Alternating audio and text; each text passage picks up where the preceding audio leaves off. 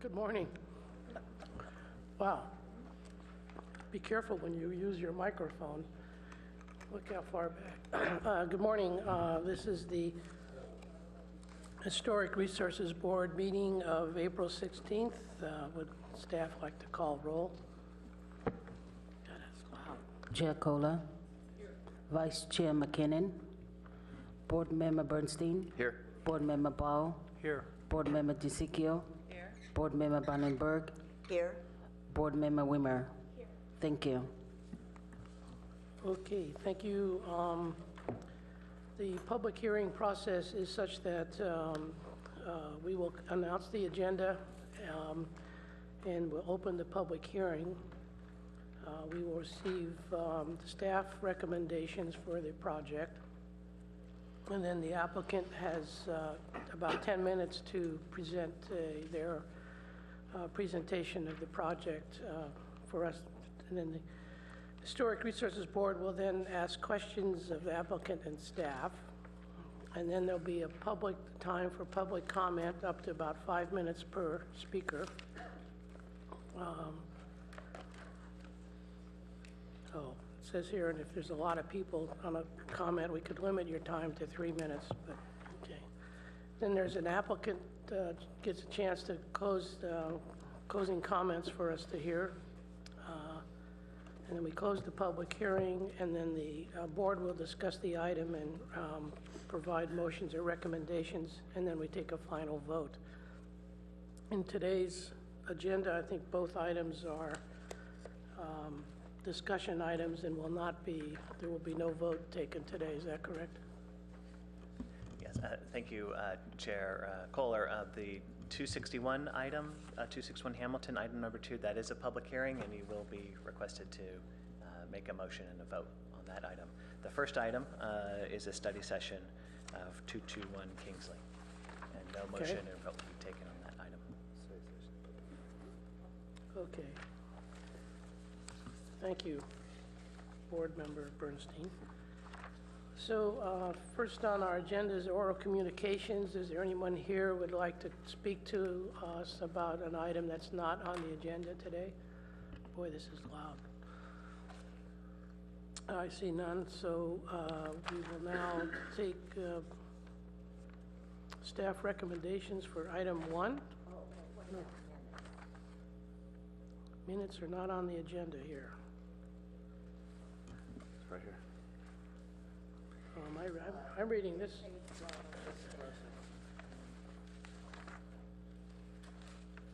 Well, down on my list, the minutes are down at the bottom. Why don't we skip minutes and do it near the end of the meeting? So we'll just move right on to no oral communications. Any agenda changes or anything? There are none. Okay. Now we're at minutes, and we'll skip that and go to study session. The first item is a study session at 221 Kingsley Avenue, known as the Fowler Mansion. A study session regarding proposed modifications to a brown shingled colonial revival residence designated to the historic inventory in Category 2 and located in the Professorville National Register Historic District. The project would include relocation of the house on the site to Ramona Street and reorientation of the house so that the front entry would face Ramona Street rather than Kingsley. The project would also include a single-story 700-square-foot addition at the rear of the house and a new foundation and basement. So basically, they're going to be moving the house and adding a basement when they move the home. So, go back to my item. Does staff have any comments? Yes, thank you, Chair Kohler, and good morning, board members. I'm Stephen Turner, the Advanced Planning Manager. As Board Member Kohler introduced the item, we're here to conduct a study session for 221 Kingsley Avenue. I'll follow my presentation will be followed by Dennis Backlund, who has a few comments on the item itself. But this is a study session, so the board will not be making any formal recommendation on the project. No formal application has been received by the city. The city staff has met with the property owner or potential property owner for a number of times over the past few weeks regarding this proposal, and I think everybody felt that it would be best to bring the item to the HRB in a study session format so that the applicant could more in detail describe the project, but also get some initial comments and feedback from board members. Since this is a study session, board members are not permitted necessarily to indicate how they might vote on a future project, but certainly it would be helpful for the applicant and staff, for board members to provide general comments about the project and any other concerns that you may have regarding the information that you receive today. And when if we get a application for this project, it will come before the HRB for a formal review. So with that, I think I'll hand it over to Dennis for just a few minutes of background information. Thank you. Thank you very much, and good morning, members of the board. Mainly, I've got a couple of handouts for you. The first one is regarding study sessions. This is a document I accidentally came upon yesterday that was done in 2007, and they have 3 points here that board members are invited to comment on in a study session because they relate to all of your review on all projects. I thought this was a very good circular I haven't seen in a long time, done 7 years ago, and I believe it was done by the chief planning official, Julie Capornio, and she put effort into this, and it's all just one page. But basically, the point that it makes, the board has complete discretion how you would like to conduct the study sessions. These are just recommendations, and they're recommendations, as she put it, to focus on the Secretary's standards to the extent possible.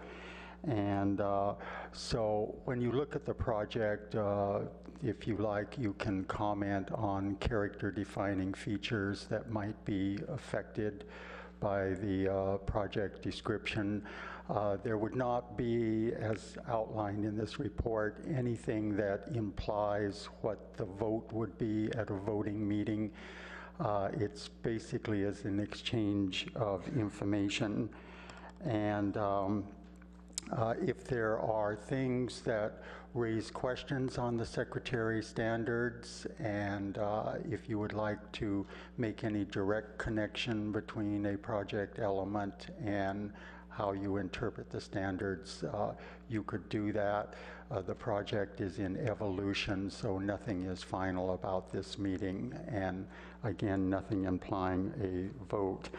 But there could be commentary on things that could assist the project's compliance with how you interpret the standards, and you could make comments along that line. So I'll hand this out. They're numbered 1, 2, and 3 kind of very briefly, and you can glance at these if you like. I'm sorry I did not run into it until yesterday. Thank you. And I think with that, then we'll invite the applicant to make their presentation.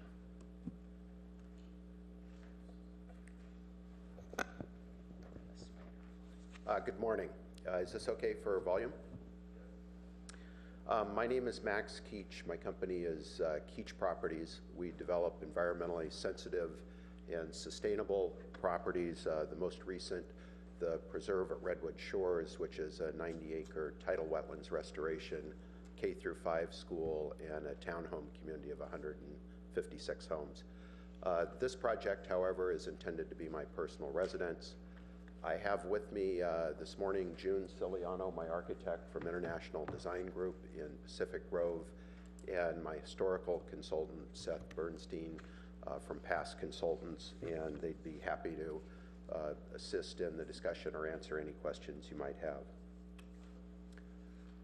The Fowler House is what we're here for today, 221 Kingsley at Ramona. It's listed as a Category 2 shingle in your inventory as a colonial revival, and it was constructed in 1902 for the widower, Mrs. Joshua Fowler, constructed by Gustav Laumeister, who has done, as I'm sure you're aware, a number of other historic houses in Professorville.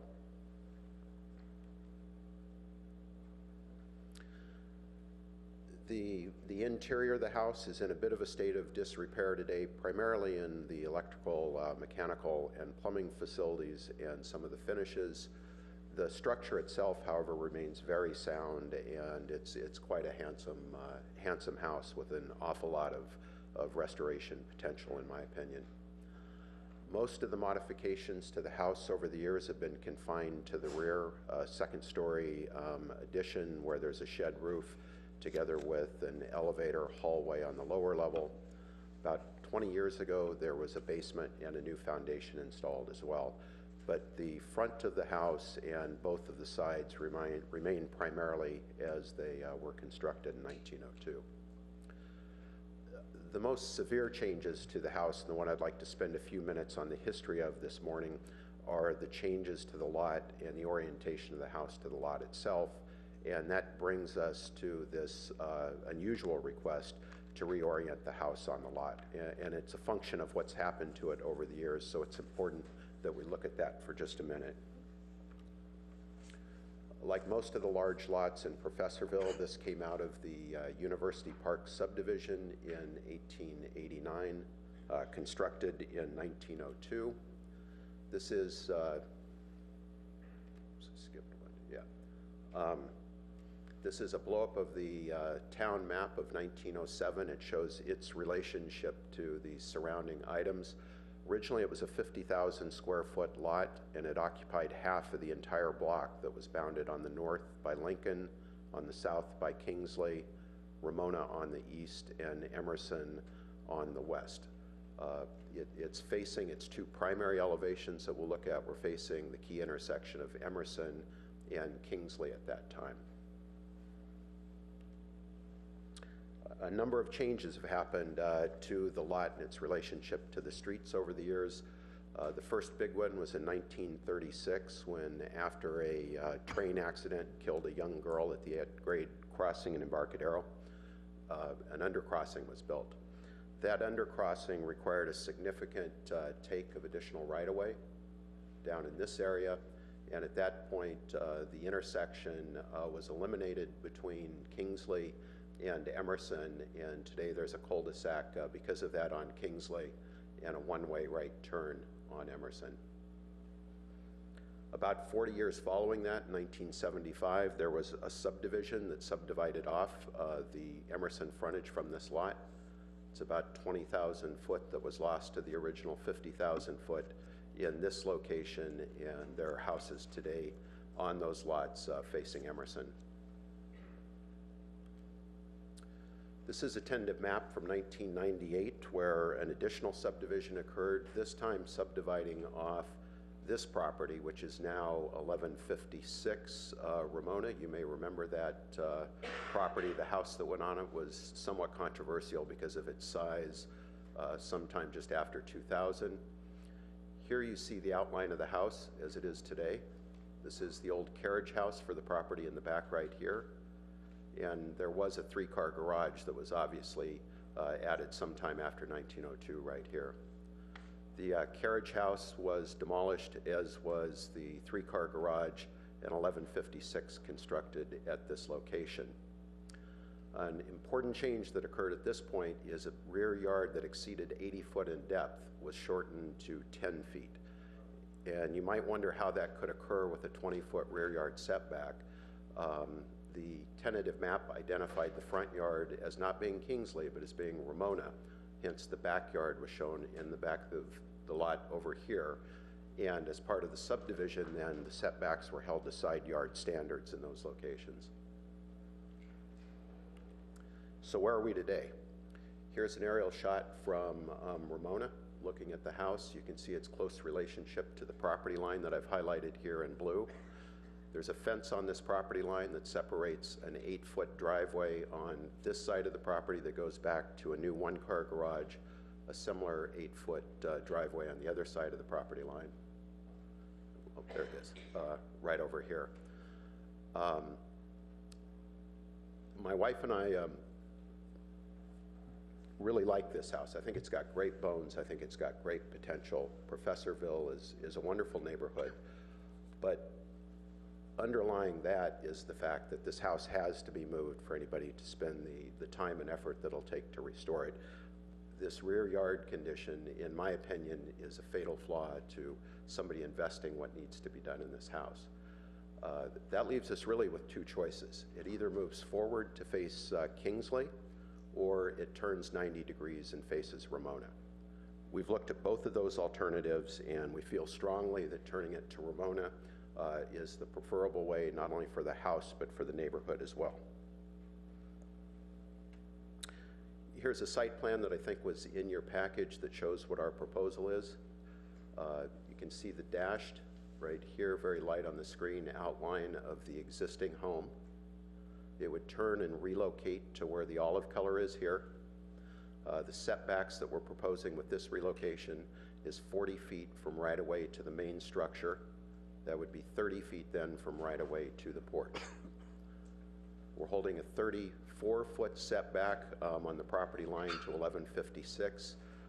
That meets the slope plane requirements for a side yard. We've measured the structure at 32 feet. We've added a couple feet just to be safe for the final survey.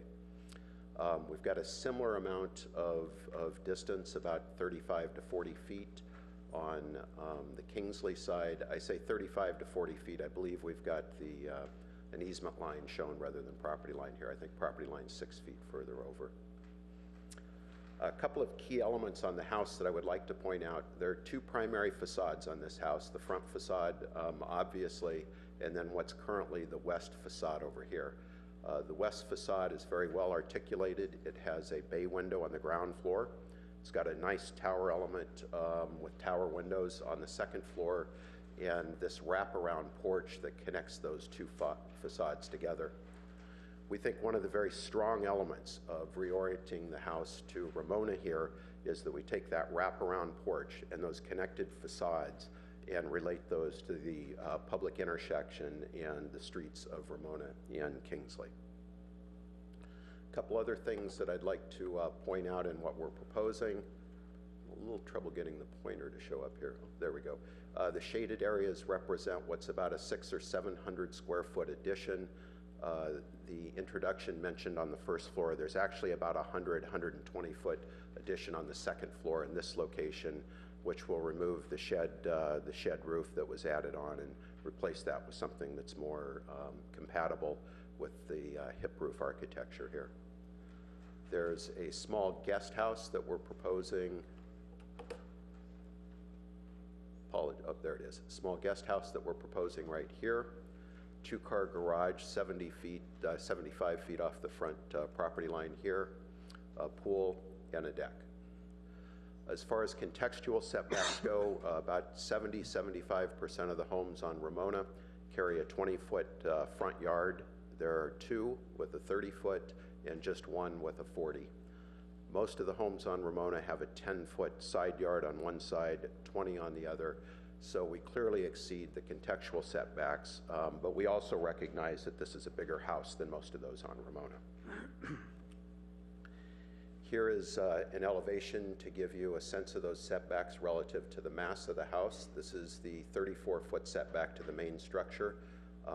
This is looking from Ramona, from our neighbors at 1156, another 35 to 40 feet on the Kingsley side. So we think those setbacks are quite generous and appropriate for the massing of the building.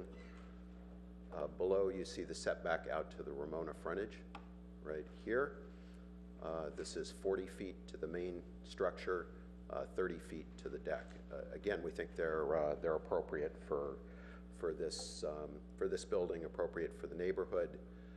We've looked at a number of the shingles and other historic properties in Professorville, and we can find a number of examples that have front yard setbacks, for instance, as small as 20 feet, and some that go up to 50 or 60 feet. So there's quite a range of setbacks out there, and this kind of fits in the middle of those. Just a couple other elements I'd point out. The proposal conforms to all zoning regulations, including setbacks, floor area ratio, coverage. The intent is to rehabilitate the structure itself in conformance with Department of the Interior standards, keep the historic shingles on the house, the windows, et cetera, replaced. There's been a number of shingles replaced with the additions over the years, some of which are not of the appropriate size and shape of the existing shingles. We'd remove those and get those back to something that would match what's there. Briefly, I'll touch on the moving process. I've been told that you've had experience recently with, I believe it's 433 Melville, where a very similar size structure, a little bigger structure actually, was moved on the lot and some damage was incurred to some of the historic facade elements. I believe that house was picked up and moved to the back of the property, left there for a year plus, and then moved to the front of the property, enduring 2 moves in its life cycle. My general contractor and I have met with the 2 most experienced movers of historic houses in Northern California. Both of them feel very confident that they can move the structure without damaging shingles, windows, or other portions of the facade. It's a raised house now. They'd put a steel lattice of beams underneath that. Those would be rigidly connected. They would lift that slightly with hydraulic jacks, and then a set of steel rollers would go underneath that, and it would be rolled into place.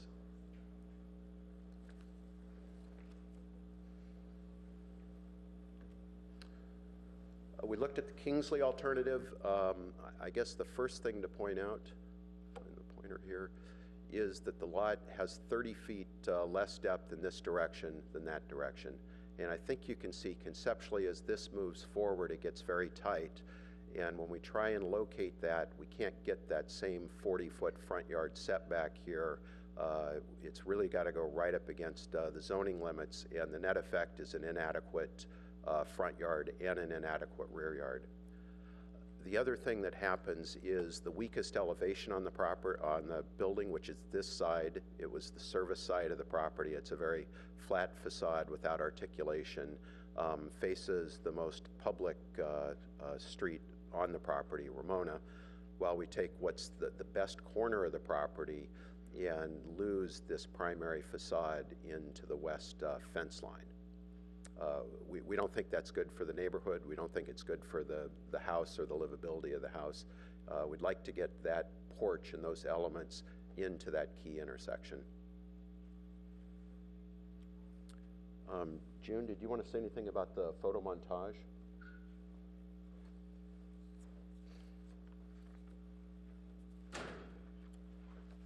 Good morning, June Soliano, architect. What we have here are 2 photo montage, the before, which is really what's currently out there. You can see what, as Max was referring to earlier, the mansard roof of the weakest elevation, less articulation on the property to the right of the upper right of the image. And then the lower image, we tried to place the house as though it's been moved. And you can see proportionately placing the house almost in the middle of the property allows the public to have a better view of the nice corner, the more architectural corner as I call it, and the front of the house towards Ramona. So we designed it such that there's enough distance between side yard neighbor, at the same time respect the distance or the setback from Kingsley Avenue. Thank you. Our intent on the landscaping would be to either put in a low fence or at a minimum drop these hedges down to where this porch relates to that intersection and sort of gets back into the community again. I should have Seth just say a couple of words about the process of moving and how that relates to... I think we could move forward if you... Okay, this will be the last item if that's okay. Okay, all right. Thank you. Hello, Seth Bergstein, past consultants. Took a good look at precedent here for how we deal with moved properties. I just want to go real quickly and just let everybody know. The National Register framework is pretty clear on this.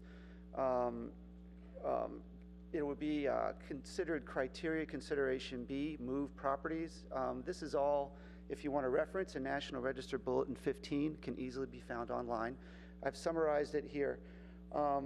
221 Kingsley is actually a contributor to the district.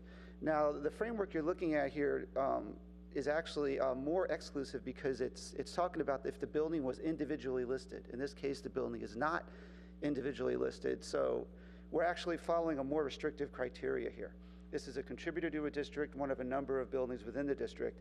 However, even if we look at it as an individual property, criteria consideration B focuses on if the building is associated primarily for architecture, which it is. Criteria consideration B would then look to preserve as many character-defining features of the property as possible and focus on that. And that's exactly what our project is doing.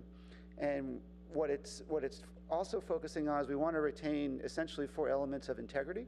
It will be design, materials, workmanship, and association. And then the criteria also looks at setting an environment. And what's interesting, if you read the National Register bulletin in the paperwork, there's actually an example on page 30, which is interesting. It talks about a rural property moved to an entirely different location, even an entirely different location within a town or a city. And if the setting of that property is the same as the rural property in which you moved it from, it would still be considered eligible individually. In this case, we're not changing its setting. The location is moving, but within the lot, the setting remains the same. So we're also going to be adding integrity of setting to this. So the way the National Register bulletin criteria look at this, we're within the criteria consideration. We're preserving the primary character defining features. Thank you. Thank you. I will stop there and would Okay, welcome thank you. your input and comments. So according to our schedule here, we would now have Historic Board questions of applicant and staff. How do you want to do this? Want to start at one end? You want to start, Beth?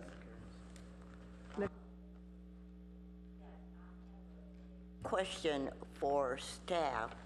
I'm wondering, because the Palo Alto has chosen Secretary of Interior Standards as our guiding principles,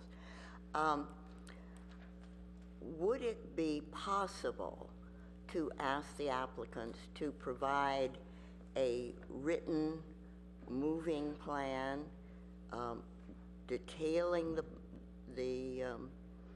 how it's planned to be done, what protections would be in place, because there have been difficulties with moving large buildings and properties, and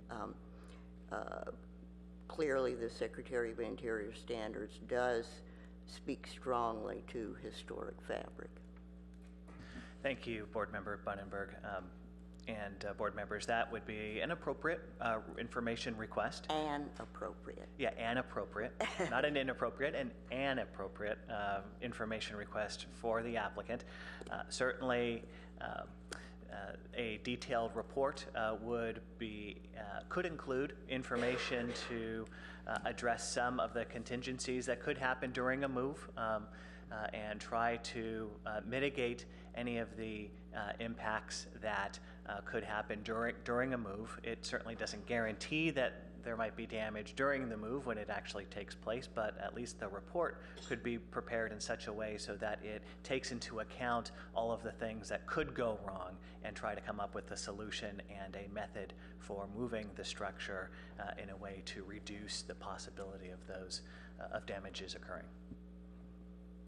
All right, that's a very, very helpful thing to know, and I'll see what other members of the board feel about that. I also note that in our inventory from the very beginning, this property was called a landmark and an anchor of the Professorville district. And in that way, it is an extremely important property for Palo Alto. So with that, I'll pass it on to the next. I think what we'll do is we'll go. You want to jump back and forth? Yeah, I was going to say we'll come to David, and then we'll go down to Martin. Just to prepare. Okay? Thanks for the nice presentation. I have a question for the applicant, a couple of them. Is the guest house and pool part of this current project? Yes. Okay, so the pool will be built and the guest house will be built when you relocate it, as you've shown here. Yes. And what's the extent of the basement in the back? Does it encompass the entire, what you call the rear porch? No. It does not. The basement is contained underneath the front elevation. There is see the light well right there? Right, I see the lower There's patio, right. Light well right there, and the patio with the required secondary stair right here. Okay, in reviewing this, I think when it comes back to us, it'd be nice to see the rear elevation and the two, we only have two elevations to look at, and we would want to see what's going on in the back of the building. Okay. I noticed from the side elevation that there's a rather large single-story addition, so we'd like to see what that is. You know, I tried to do a photograph of that, and because the fence is 10 feet away from the building, I couldn't get anything that I Yeah, could get. sure, But yeah. yeah, we'll provide that. Well, that's why we have architects. Yeah. I guess my only concern about this, in general, I'm not entirely supportive of relocating buildings, especially, historic buildings. One of my concerns about this project is that this actually allows for the creation of this lot once again to be subdivided. Because by reorienting the house, you can take this back, what would be your new backyard, and you can pull 50 feet off of it, get a standard lot. Well, you could. You have to, you couldn't, a smaller lot would not support the allowable floor area for a home of that size. This size. Well, anyway, No, I'd like to be assured that the property isn't going to be subdivided again. This was a grand and glorious piece of property before the 70s subdivision and then the subsequent 90s subdivision. So maybe you could address that when you come back. Be happy to. For approval. I guess those are my only comments. Guess we'll switch down to Margaret.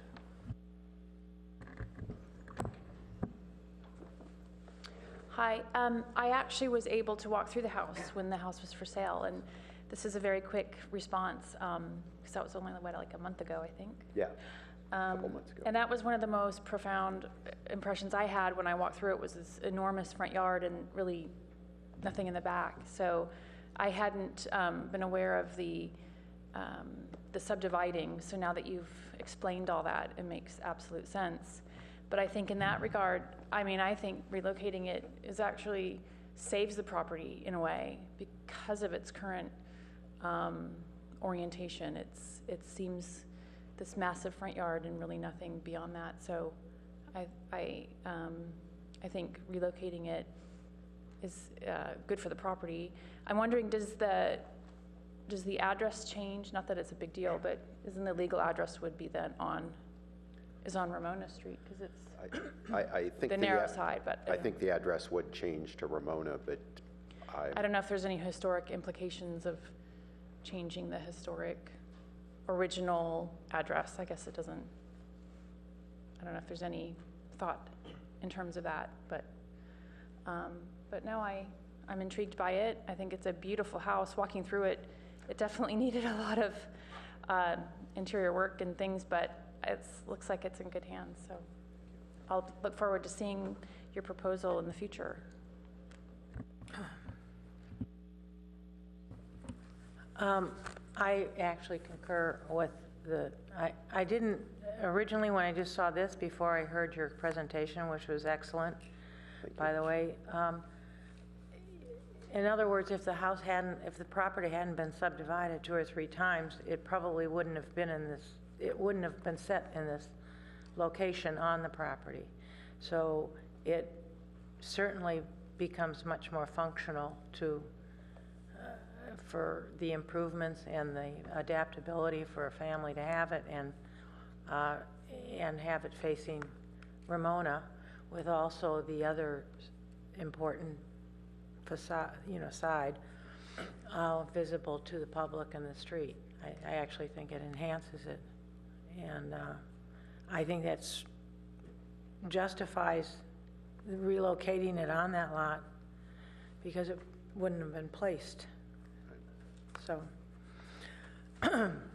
and it certainly needs tender loving care from the little glimpse I could get of it. Thank you. Thank you. Yeah, thank you, Chair Kohler. Mr. Keats, thanks so much for your presentation, and thanks for coming to us as a study session. It really helps the whole process, for sure.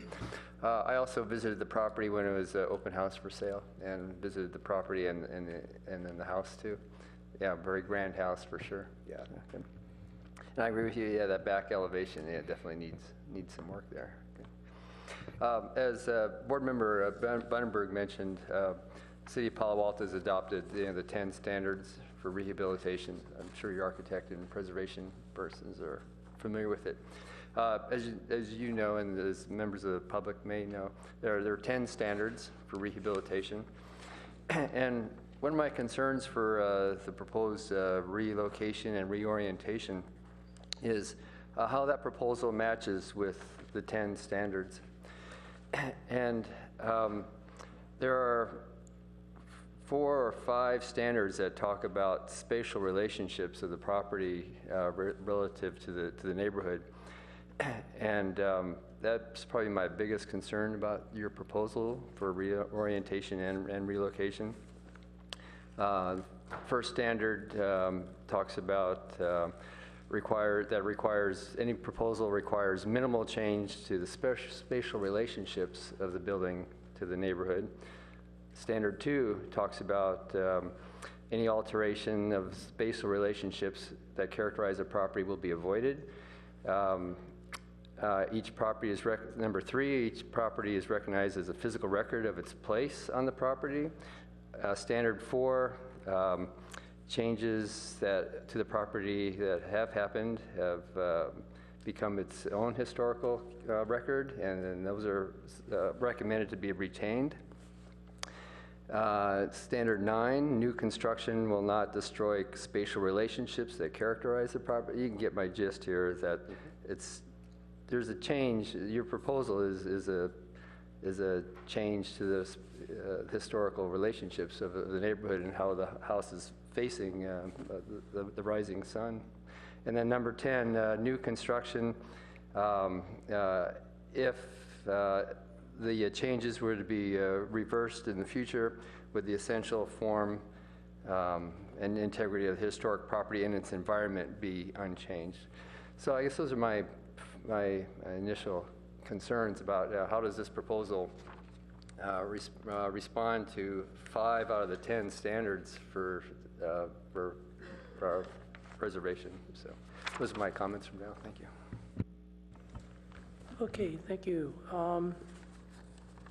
It's interesting you brought up this spatial relationships, because as I was sitting here thinking, the history of this property, obviously, Martin, when they subdivided, kept shrinking the property, that had a major change on the spatial relationship for the existing house. And when I drove by the house again yesterday, the way it's situated now from the front is very appropriate, but when you drive down the side, suddenly you have these other group of homes right up next to it. So the original relationship of this property to the original property is obviously totally different. So whether or not what they're doing is,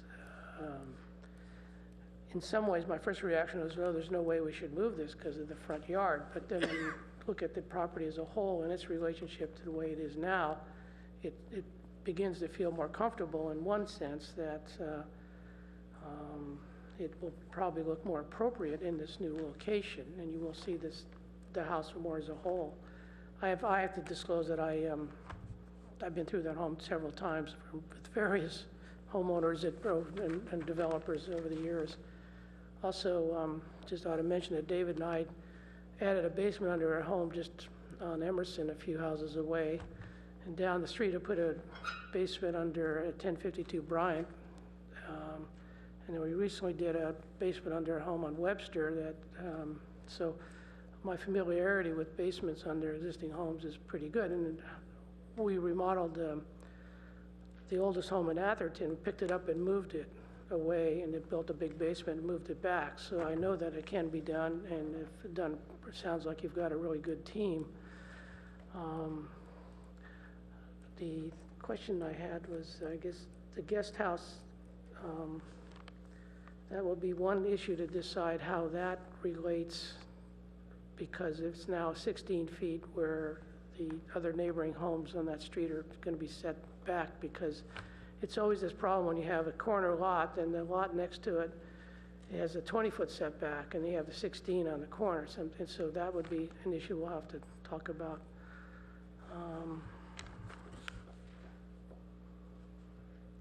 I don't know about the address change. I think that was a pretty good question. I think we'd like to do a little research on that, because when people go to look at the historic homes in all the previous literature, they're going to look for a home on Ramona, and it's going to say, a different street. So that's an interesting item to think about.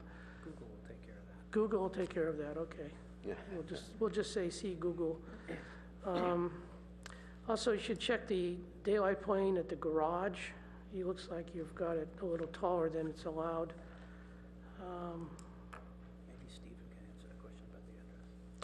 Stephen, David suggests that you might be able to answer that question about the address change. Is that anything that you've encountered in the past or would be an issue? Well, the city certainly processes address changes relatively frequently, not often on historic homes.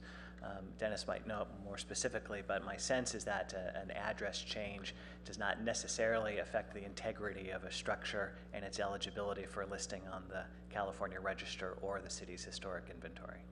So I suppose in the future, if you're looking for a certain, like you've come here and you wanted to see this home on Kingsley, they might, maybe in parentheses it says Ramona, but used to be Kingsley or something like that? Our database of addresses really is based upon the parcel number information, like the assessor's parcel number. And so I think that wouldn't change as part of this. So I think we would have a consistent record, even if there was an address change.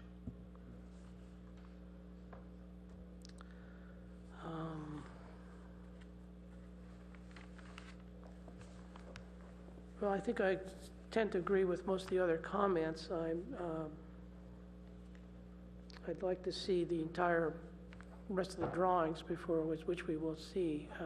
And so, Stephen, they would apply for a formal application and move forward on that terms? Is that? That's correct.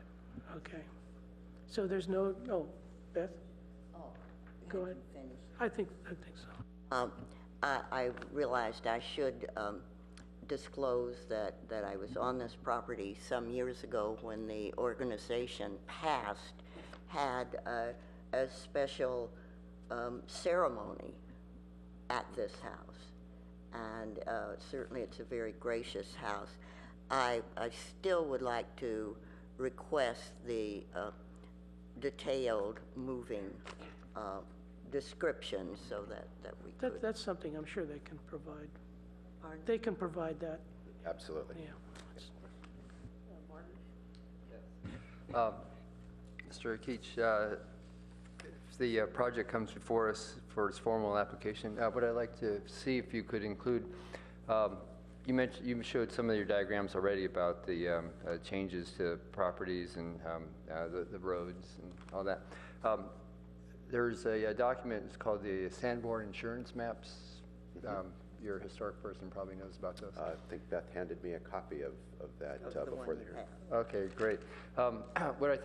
What I'd find useful in your application is if you just starting as early as you can, just showing, and I'm also looking at your historic person too, just showing the pattern of neighborhood development.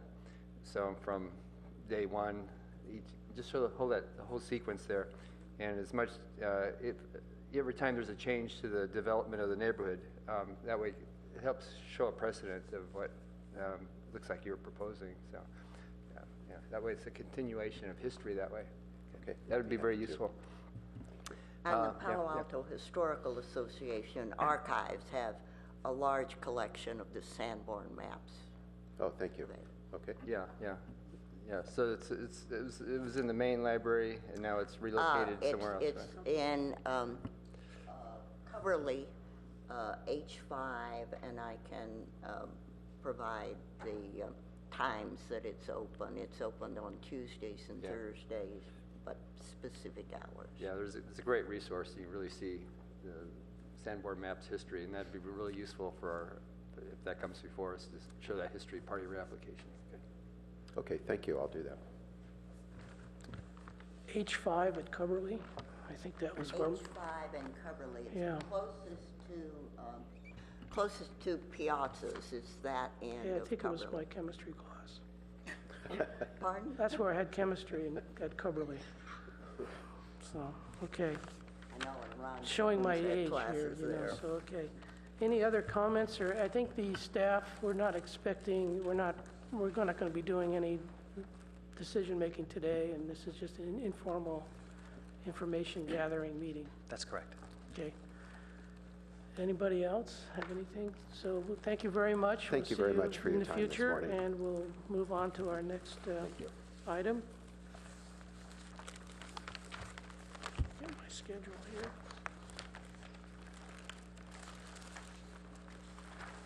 Okay, so item, great. Anyone have their schedule handy, please? Oh, here we go. Sorry.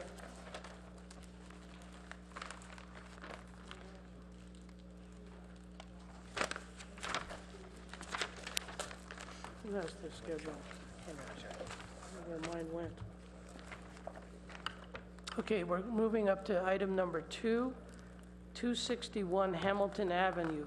Application by Cody Anderson Wozni Architects for Architectural Review and Historic Resources Board review of a proposed reclassification of 261 Hamilton building designed by Burge Clark in 1927 and located on the Ramona Street Historic District from Category 3 on the Historics Inventory to Category 2. That is really an historically long sentence. Maybe it breaks the record, I don't know. The application includes a request for architectural review and historic resources board review of a historic rehabilitation of the building and review of a 5,907 square foot addition at the rear of the building allowed by relocating square footage from the existing basement for a net zero gain in floor area. The approved historic rehabilitation would generate 15,000 square feet of transferable development rights. Zone District CD-C GFP. Environmental assessment exempt from California Environmental Quality Act per sections 15.331 historic resources rehabilitation and 15.301 existing facilities. Whew. Okay, staff, do you have comments and reports for us? Thank you very much, members of the board. This project, as you have seen in the various documents, is a bonus floor area project. The applicant letter, which is one of the attachments, there's an applicant letter, and then they've attached what they call an executive summary that gives a lot of technical details about the upgrades of the building. Some of them are not specifically historic. but are beneficial, like accessibility upgrades on the interior. So it's simply that when there are upgrades, there is the board's question, do these comply with the Secretary standards? And this bonus project, is outlined in the applicant's letter, is perhaps the last of a series of bonus projects on Ramona Street. And it appears that if this building were completely rehabilitated and restored under the Secretary's standards, upon completion of a project of that type, that would virtually complete the Ramona Street Historical District. The Cardinal Hotel is the remaining building that is large, that has not been a bonus project. However, the owner of the Cardinal Hotel, that family since 1944, was headed by the son of the family, who passed away fairly recently. And he was a preservationist who lived with Julia Morgan, and the family kept up the Cardinal Hotel all those years since the 40s when they bought it. So that one is in really good shape and had less alteration than some buildings on Ramona. So on the completion of an approved project for restoration and rehabilitation for 261 Hamilton Avenue, this would mark the restoration of the entire Ramona Street district. And that would be a capital event for historic preservation in Palo Alto, as the only commercial historic district that we have. And it is one constructed by the two premier architects that we can think of, especially in relation to Spanish buildings, Pedro de Lemos and Burge Clark. So this is an important project, and the staff recommendation recommended that the restoration and rehabilitation does appear to comply with the Secretary's standards in staff's review, and to find out the board's opinion, the final opinion on that subject. We look forward to that this morning. And the board's focus, as always, is on the exterior of the building, and we outlined some things in the staff report, starting in with the roof, the complete rehabilitation of the roof and the underlayment, the removal and numbering of all of the tiles, because the shading of the tiles varies, and Burge Clark had a very definite plan how the tiles would start darker way up at the roof ridge and feather down to lighter as they got to the eaves. So all that will be preserved. And then underneath those eaves comes the stucco walls of the building. They are going to go over the entire building and make repairs to all the stucco from the sidewalk all the way to the top. And any patching things that need to be done will be done to match the existing appearance. And the building after that stucco repair would be painted.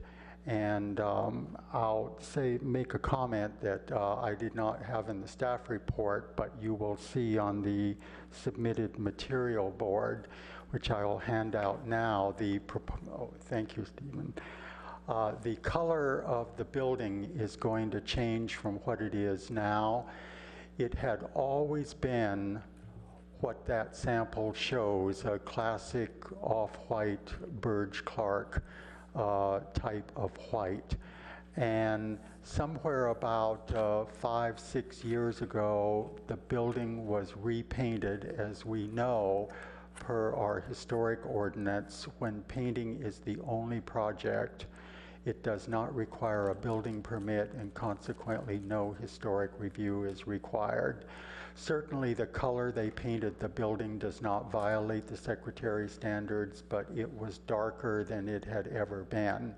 And one of the advantages of the light white color that is proposed is that it sets up a more dramatic contrast between the white walls and all the colored features that are all over the building. And so we've noticed that when the buildings are restored back to their original color, the surfaces seem to come alive because there is a vital contrast that appears between this very light white and then the elements that are embedded in it, like the darker window frames, the clay tile roof. And the color that's there now has a less dramatic contrast, so we think the painting project will be a great benefit to the liveliness of Ramona Street and that area of the downtown.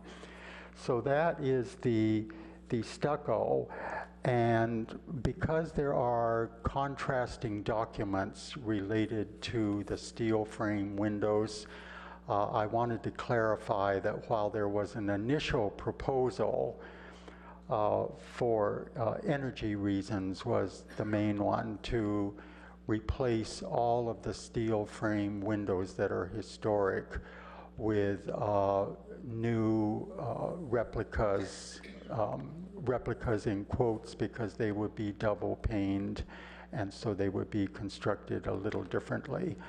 And so we were notified by the applicant that they had recently that they had considered that proposal and decided not to do it.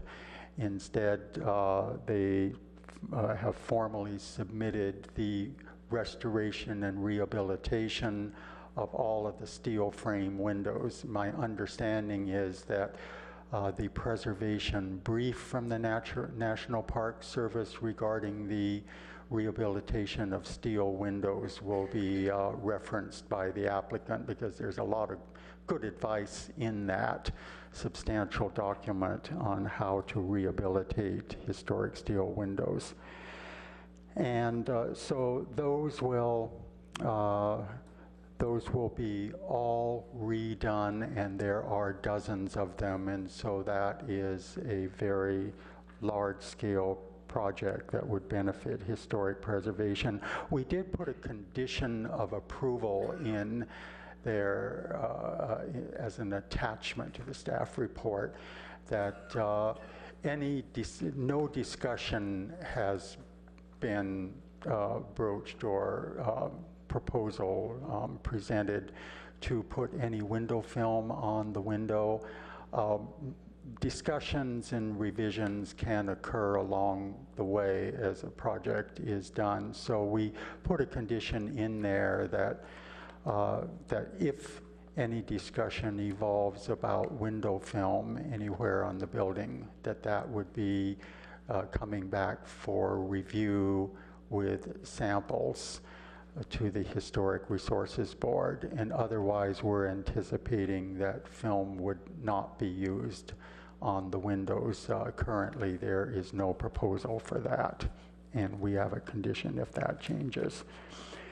And then there is the ironwork on the building, and it has of course been very exposed to the weather, and iron is very susceptible to the weather over time. So wherever ironwork occurs, there's usually some deterioration over time, and that's been the case with this building. And there is, of course, a great interest in retaining all of Burge Clark's original iron, and in order to assure that occurring in the future, that it would be saved, and that what Burge Clark chose and oversaw the installation of will be the same ironwork that we will see in the future. So the ironwork will be all rehabilitated. That's a rather substantial job. So, and it requires a good deal of expertise. So that is another benefit that we see. The collection of preservation benefits in total make up the balance between the granting of a large incentive and the project. And we believe, as staff, in our opinion, that that balance has been met, particularly because of the last item that I am going to mention before I turn to the new addition. And that is the remedy proposal for what has happened to the ground floor storefronts. The historic structure report had photos dating from 1930 that you saw with this very wonderful and detailed appearance of the ground floor storefronts, different types of arches, a fair amount of diversity of treatment of the ground floor that was done in a decorative way. And so that ground floor in 1927, when the building was built, and for years afterwards, had one of the greatest degrees of pedestrian interest in the entire downtown. And it's understandable why much of that was lost over the years, particularly in the 50s and 60s. There was no historic environmental review, there was no historic resources board or ordinance. And as shop fronts changed, or in the case of this building, one major business expanded into various shop fronts where they converted those shop fronts so you no longer had doors that opened, and there were changes in the design, mostly done in the classic 50s to 60s manner. Using classic in quotes to provide raw aluminum in a number of locations, which is universally considered an incompatible material for period buildings. And so that was a loss, somewhat mitigated by the very dramatic awnings that covered up a good deal of the ground floor, so you didn't see it from the street. So those adverse changes at least were concealed over the years by those big awnings. And now the project, we had a plan sheet submitted by the applicant, and that was, let's see, it was A5,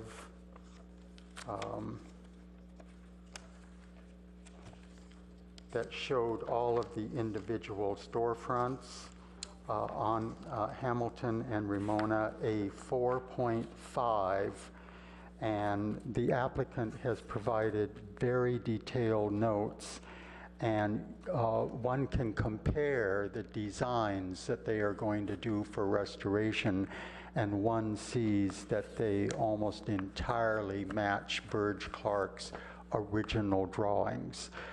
The material is changing to powder-coated steel storefronts. I am not sure what the originals were. It's been so long since they were there. In the transom windows, there is a lot of uses of wood, and there will be some wood elements that are going to be used in the transoms. But this powder-coated steel is going to be in a color and texture that is closely compatible with how historic storefronts looked. And it will retain the or restore the original design. And so all of these spindles, there's only one set of spindles in the transom windows that survive, and that was a good thing because they can provide the model for all the other ones. But we know from Burge Clark's drawing that the spindles were scattered the whole length of the transom window design on both streets. And once again, spindles it's a very simple feature, but there are a lot of them, and so they add an aspect of pedestrian interest because of all of the detail that will be occurring. And then to bring back the tile bases where they are missing, it was found that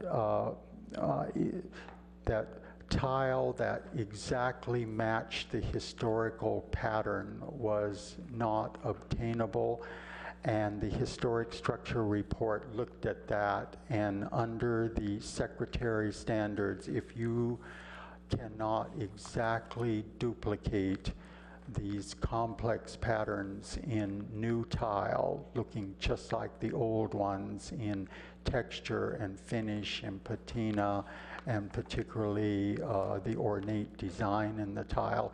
If that is not feasible, then the Secretary Standards and Guidelines recommends a simplified type of tile in this case to take the place of what is missing. And so what the applicant did was to get the colors right and then to use tile that was unpatterned. And the author of the historic structure report said that that was in full compliance with the standards.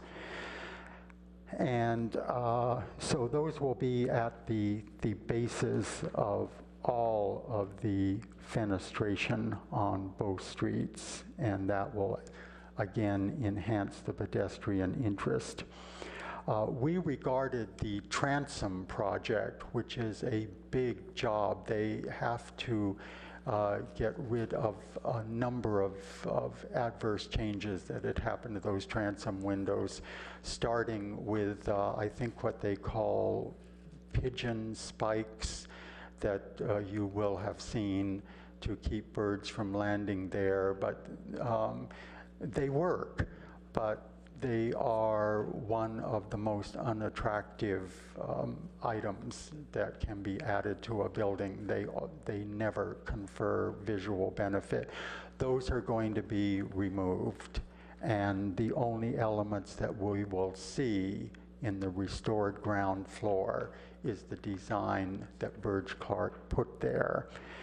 And a number of the awnings are going to be shed awnings located where they were in Burge Clark's plans.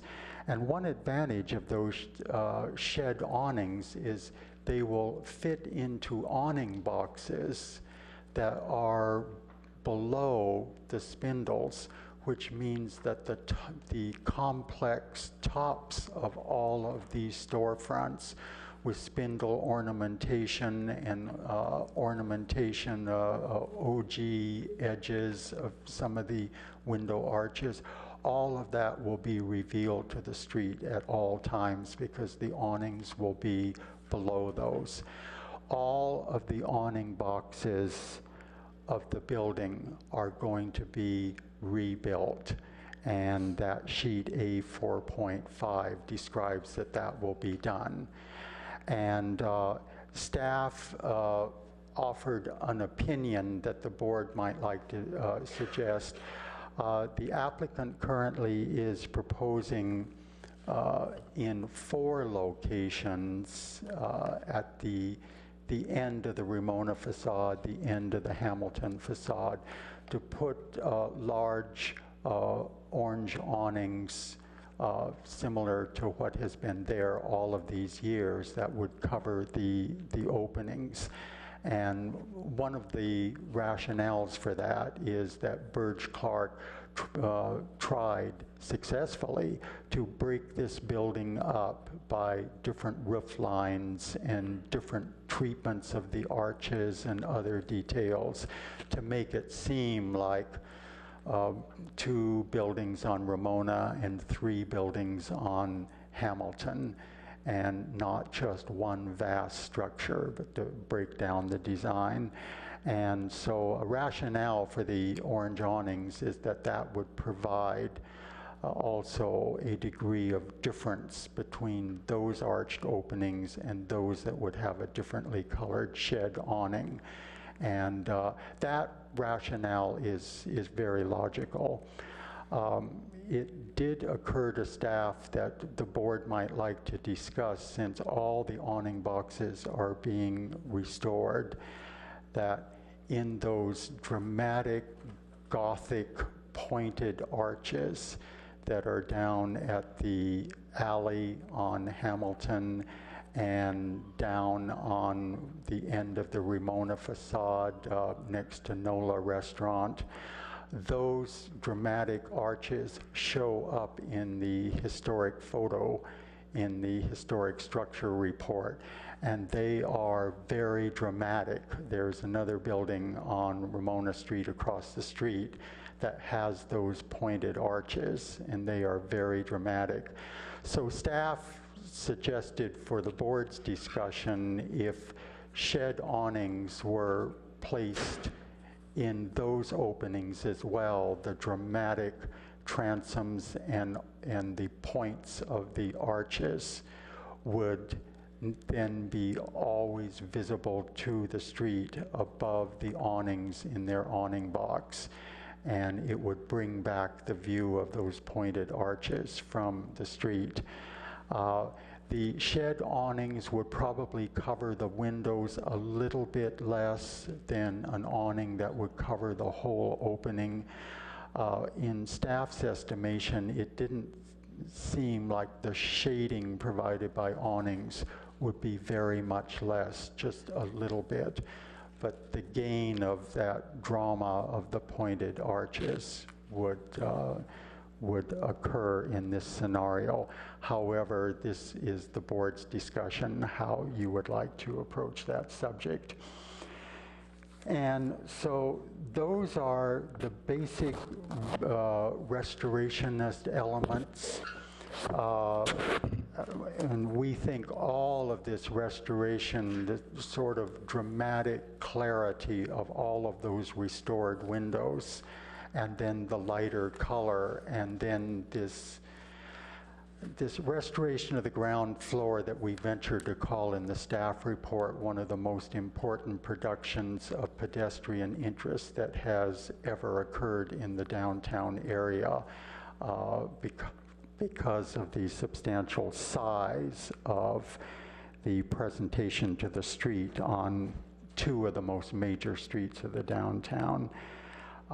For all those reasons, we thought this is a project that we believe completely deserves the bonus that they are getting, and the financing of the bonus and the tax credits that would also come from the federal government for this project. If the federal government approves it, they will look at your action as well at the federal level when they decide about that. That will provide further funding for the building. And we do believe as staff that this project does deserve that. There is one other major element, and that is the addition. And as often happens, the staff report is released online when the packets go out. Some members of the public read those materials, and so just before the meeting, questions can arise from the public. And we thought that it would be a good thing if the board could address a couple of the subjects that have come up relative to the addition. Staff has been handling the issue of how you can build an addition onto a building that is already fully built out. And you can only do that if there's no net gain in floor area. So we have described to those inquiring how the square footage was transferred from the standpoint of ordinance codes, zoning codes, transferred from the basement where it is now counted in square footage because it is storage that it's used as part of the retail use. Once you convert to parking, then, which is going to be done, then it is no longer counted. So all that square footage in the basement is eliminated from the project count. So it has come back in the form of this addition. And regarding the addition, I wanted to highlight that the historic structure report made comments about the addition. And one of the benefits of a historic structure report is that it brings on board a personage working for the public agency, for the city, an architectural historian who has demonstrated meeting the Secretary of the Interior's qualification standards in architectural history. And that who has reviewed this addition. And on page 19 of the historic structure report, the architectural historian says, in their opinion, they recommend to the city that the proposed addition's proportions and design do not overwhelm or compete with the historic building's size and Spanish colonial revival styling. There had been a different addition design proposed earlier that was much more contemporary. The current addition is in a sort of a modern adaptation of a Spanish colonial revival style. It is that current design that was reviewed by the architectural historian that I'm reading. And so they go on to say the addition is smaller in height than the original building, and its roof lines will not be visible from either of the principal street frontages. It is set back from the face of the existing building, where it connects on the north elevation. That's where the addition attaches to the historic building there in the alley. And I scaled out the plans. The addition wall, main wall, is set in 3 feet from the face of the historic building.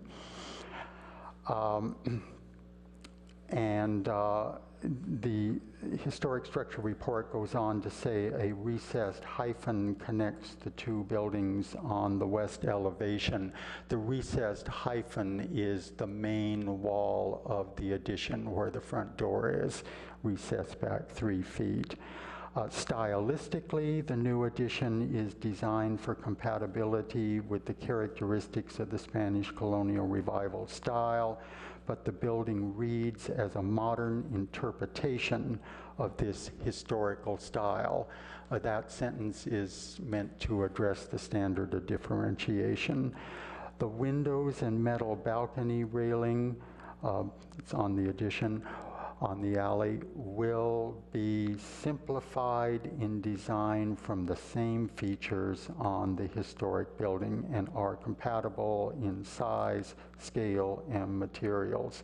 Furthermore, the exterior finish of the addition will be differentiated from the historical building, which has a, quotes, painted medium textured cement plaster finish. The addition will feature a smooth steel trowel, integral colored cement plaster stucco. According to the project architect, the addition's roof will not attempt to replicate the original clay tile roof. The color will be a historically compatible color with some variation within the tile, but it would not be the degree of variation or the placement of the different colors that Burge Clark designed. There's no attempt to replicate that on the new addition, but just to be compatible in the new clay tile roof. And then the architectural historian concludes, for the reasons discussed above, the proposed addition appears compliant with standard number 9. and that is the standard for compatibility of new additions and for differentiation. A couple of the questions that we received was about the height of the addition. It does comply at its 3 stories. There was a couple of comments that the new windows are larger than those of the historical building, and that was a good comment from a public member, because there is a general recommendation in historic projects that a ratio of solid to voids, that is window sizes versus the amount of wall material around those windows, the ratio between the solids and voids would be similar in a new addition to what you see on the historical building. The new windows are larger than what is on the historical building. And the ratio is such that there is probably about double the void and then fill with glass than there is on the addition in the solid plaster walls that are around that fenestration, about double the amount that you see on the historical building. The architect was aware of this, and they believe that this would be acceptable in this case for a couple of reasons that the board can consider. One of them is that under the Secretary standards, the addition could perhaps be a little more contemporary than it is. This is a much more traditionally styled addition, and therefore it provides a traditional context for the larger windows that helps to mitigate the effect. And then also, as you see on the 2nd and 3rd floor, there are the railings that are placed in front of the new windows, which will help to conceal the bottom part of those windows and would help the windows to seem smaller than they actually are, because besides being windows, they also contain doors into the balcony, and those have to be the code height of, 7 to 8 feet. So the windows are that height for access into those balconies. On the ground floor, there's also doors that need to have at least a code height. But the windows and expanses of void relation to solids is much more on the ground floor, much more void area compared to the stucco because of the big show windows. So the ground floor is the size of fenestration that you get on the historic buildings. So that was automatically appearing not to be an issue at all. And then there is the issue that although the building is recessed 3 feet, there are some projections in the balconies on the addition, and then there's the clay tile canopy above the top floor of the addition. And there were plan pages looking down the alley where you could see that those projections project out a little bit beyond the plane of the historical building. And so we got a question asking how much that it projected, and would this make the addition seem more dominant than it would be if the whole addition were set in so that the projections themselves, like the balconies, would be behind the plane of the historical building. And once again, it was the position of the project that the rather high compatibility of a Spanish type of addition does help the whole addition to blend in and to, if not strongly subordinate, at least not dominating the historical building because of the style of the addition. But these were questions that we received, and if the board members would like to discuss any of these concerns in public, that would be a good acknowledgement of public comment. So that, in essence, is our staff report, and we are here for any questions that you would like to offer us. Thank you. Next on our list here is to applicant presentation, 10 minutes limitation or at the discretion of the board. So please state your name and we'll move forward to this. My name is Brent McClure. I'm the principal of Cody Anderson Wozni Architects. I want to thank staff for such a thorough presentation here, and I think Dennis has covered a lot of ground, but we're going to show you some images here to kind of recap, and I want to thank staff as well for a really, really thorough, I think, staff report that covered a lot of the issues inherent with the project. This is, as Dennis mentioned too, this is a tremendous building, a significant asset, I think, to the Ramona Street National, the district. It's sort of the last building on the anchor, anchors the corner. So much of the historic fabric, kind of as you see in the images here, both along Ramona Street then and what is today, is still intact. I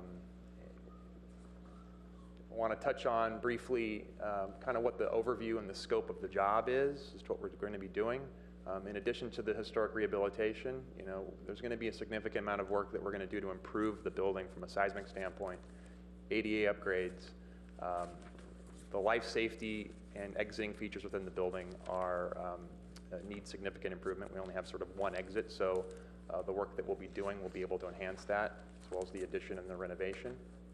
As it was mentioned by staff, the occupied basement that is currently under use will be converted back into parking. We'll be adding parking spaces and then also adding street trees. Ultimately, the building square footage will be reduced from the gross square footage of 41,000 square feet, and then when we're done, down to 37,000 square feet. So we're making the building smaller in the amount of space that's being used, and adding parking on site. And I understand that this is sort of outside the purview, I think, of the HRB. At the ground floor level, looking at the site plan, at the top of the image, we've got an existing site plan up into here where the whole entire area is retail. We're going to be adding an office back in over on the back side to further animate Centennial Walk and the addition of street trees as well. To kind of just walk through the plans and talk about, I think, the first standard, compatibility of use and what we're going to be doing to the building. How does it fit in with what is existing versus what was? Burge Clark originally had the ground floor, many, many years ago as a underground garage. So the square footage over here on the left is going to be converted back into parking. So we're actually bringing that use back into a more, I think, compliant and consistent use. On the first floor, right now, as Dennis had mentioned, a lot of the storefronts have been haphazardly reconstructed, losing a lot of those recessed entries, except for the one that's on the corner along Hamilton. And as we recreate the retail space on the ground floor, we will be reconstructing those to be consistent with the design from the original set. As we go upstairs to the second and the third floor, as I mentioned, the existing design really has just the one stair tower and fire escape over that's in the center core.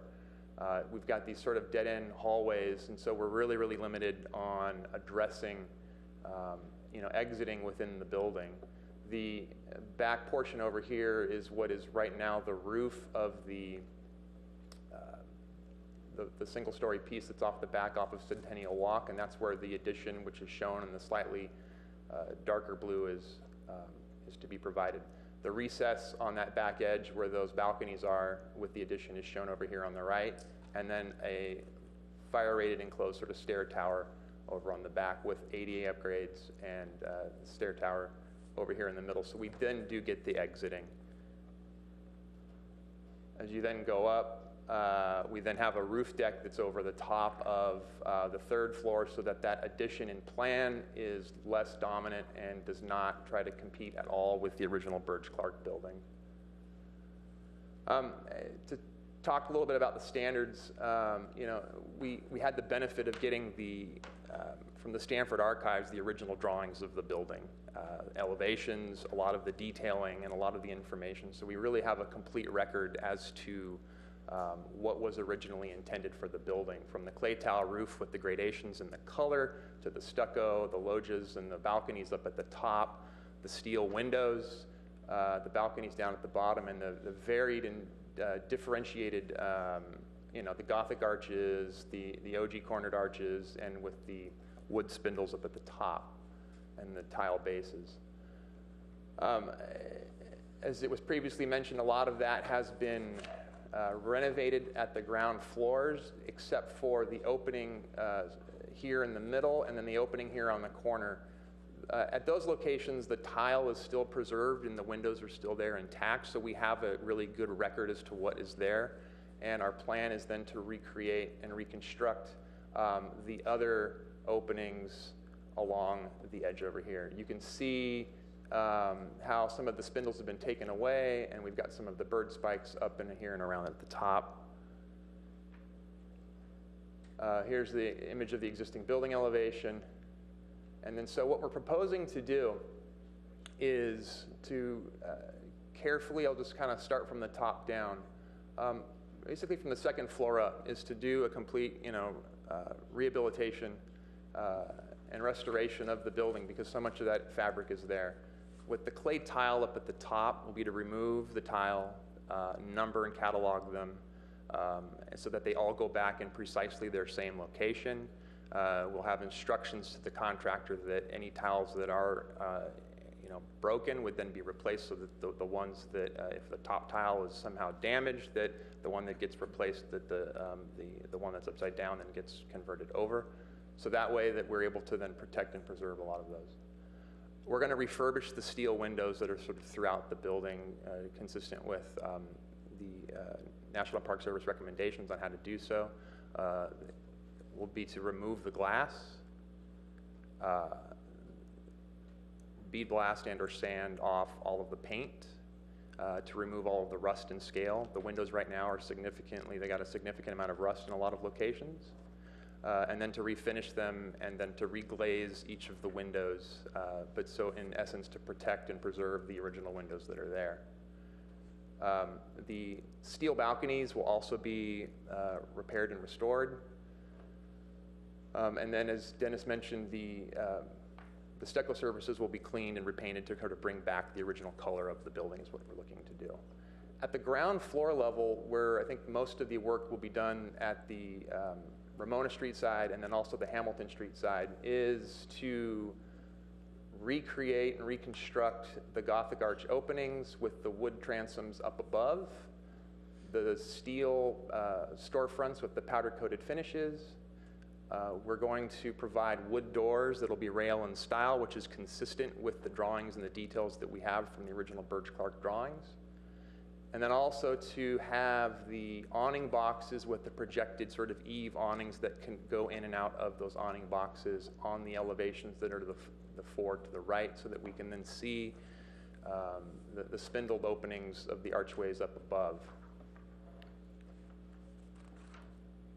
As we turn the corner and look at Hamilton, a lot of the similar sort of distinguishing features that are still more or less intact, except for sort of at the storefront and the ground floor level. The original openings that are still there would be this middle section that enters into the office in the main lobby, as well as this corner. However, all of the others along the streetscape have been modified over time with the aluminum windows, elimination of the tile, so on and so forth. The post office sign, which was noted in the Historic Structures report, is still actually intact. In this photograph here, University Arts address is shown. We're proposing to keep that sign just sort of as is, but not add any additional lettering or signage whatsoever, and just have that as sort of to echo what was once there.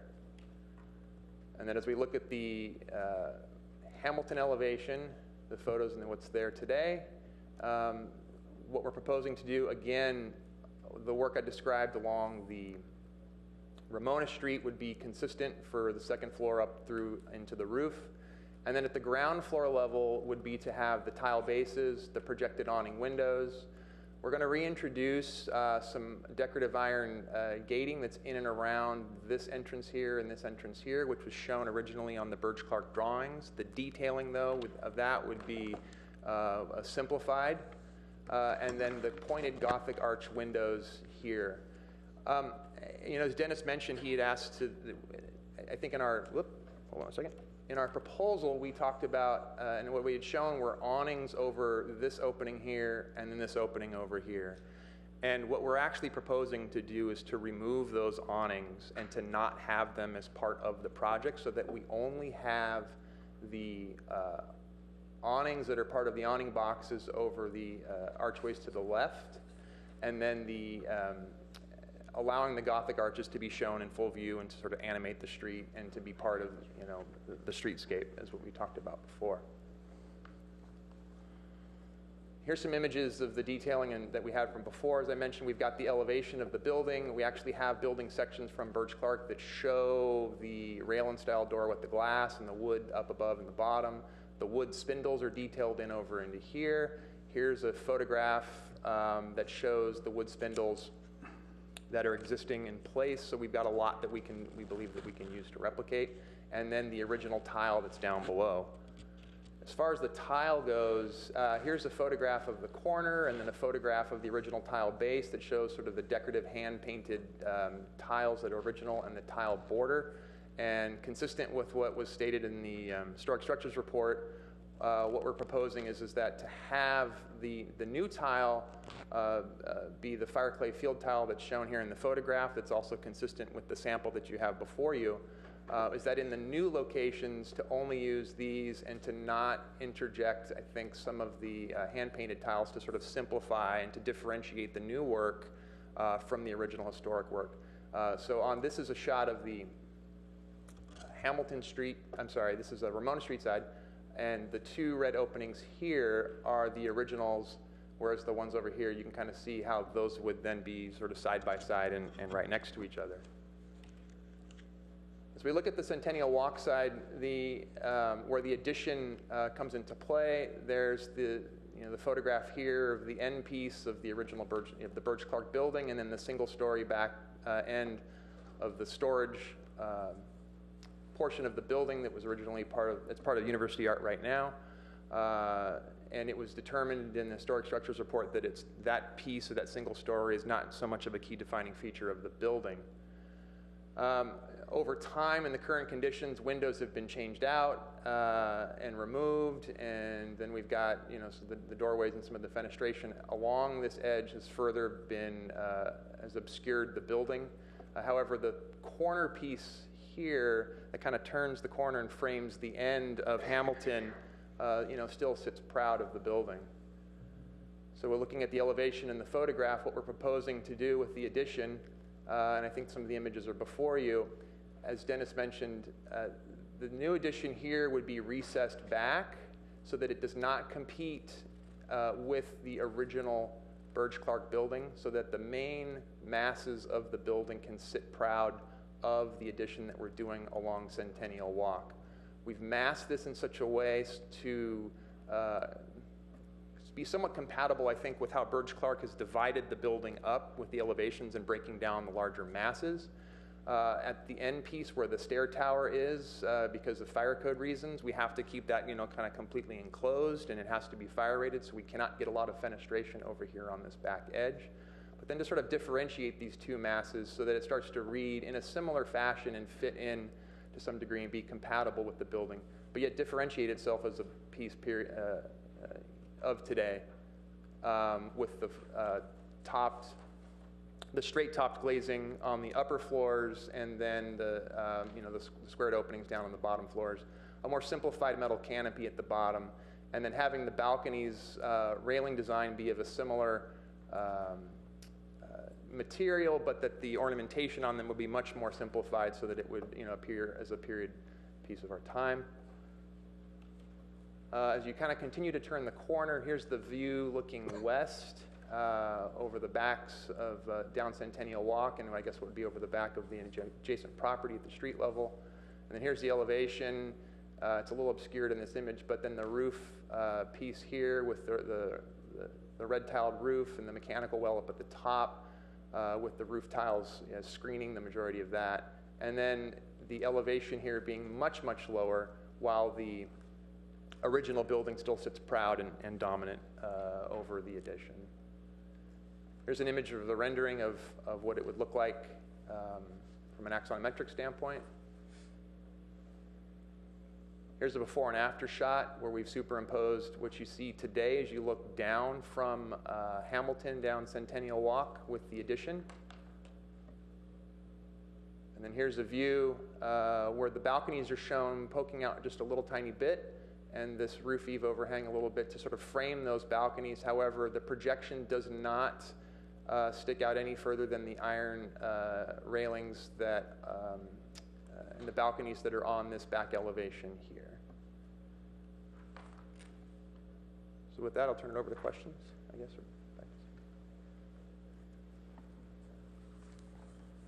Let's see, we now have historic board questions of applicant and staff. Why don't we start at Margaret's end this time? Is that okay? Maybe we... There's a lot of, and I know that I'm the newest one on the board, and there was one, I experienced one presentation before this one that Monty was here. That was a while ago.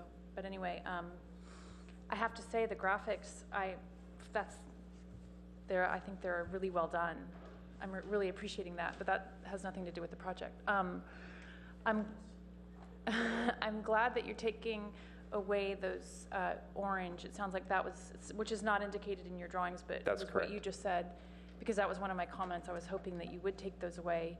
I do like the new awnings. I think they're a little bit more subtle and they work better with the architecture. I think the bright orange half-round awnings really hid some of the hidden treasures that are on that building, I think. So that's nice to hear that you're going to allow us to experience that again. I guess my other question was I was trying to understand the parking, and I think I found it. It looks like there's 7 parking spaces in the adjacent building, which includes the ramp down, and now you're adding 9 new spaces in the basement.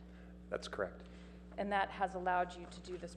That has allowed you to do this project. Is putting the parking spaces in the basement? You're sort of essentially trading that space to get a credit to do this project. I guess I'm backtracking, but that's all. That's already. I was just having a hard time understanding because in the description it says relocating square feet from the existing basement. The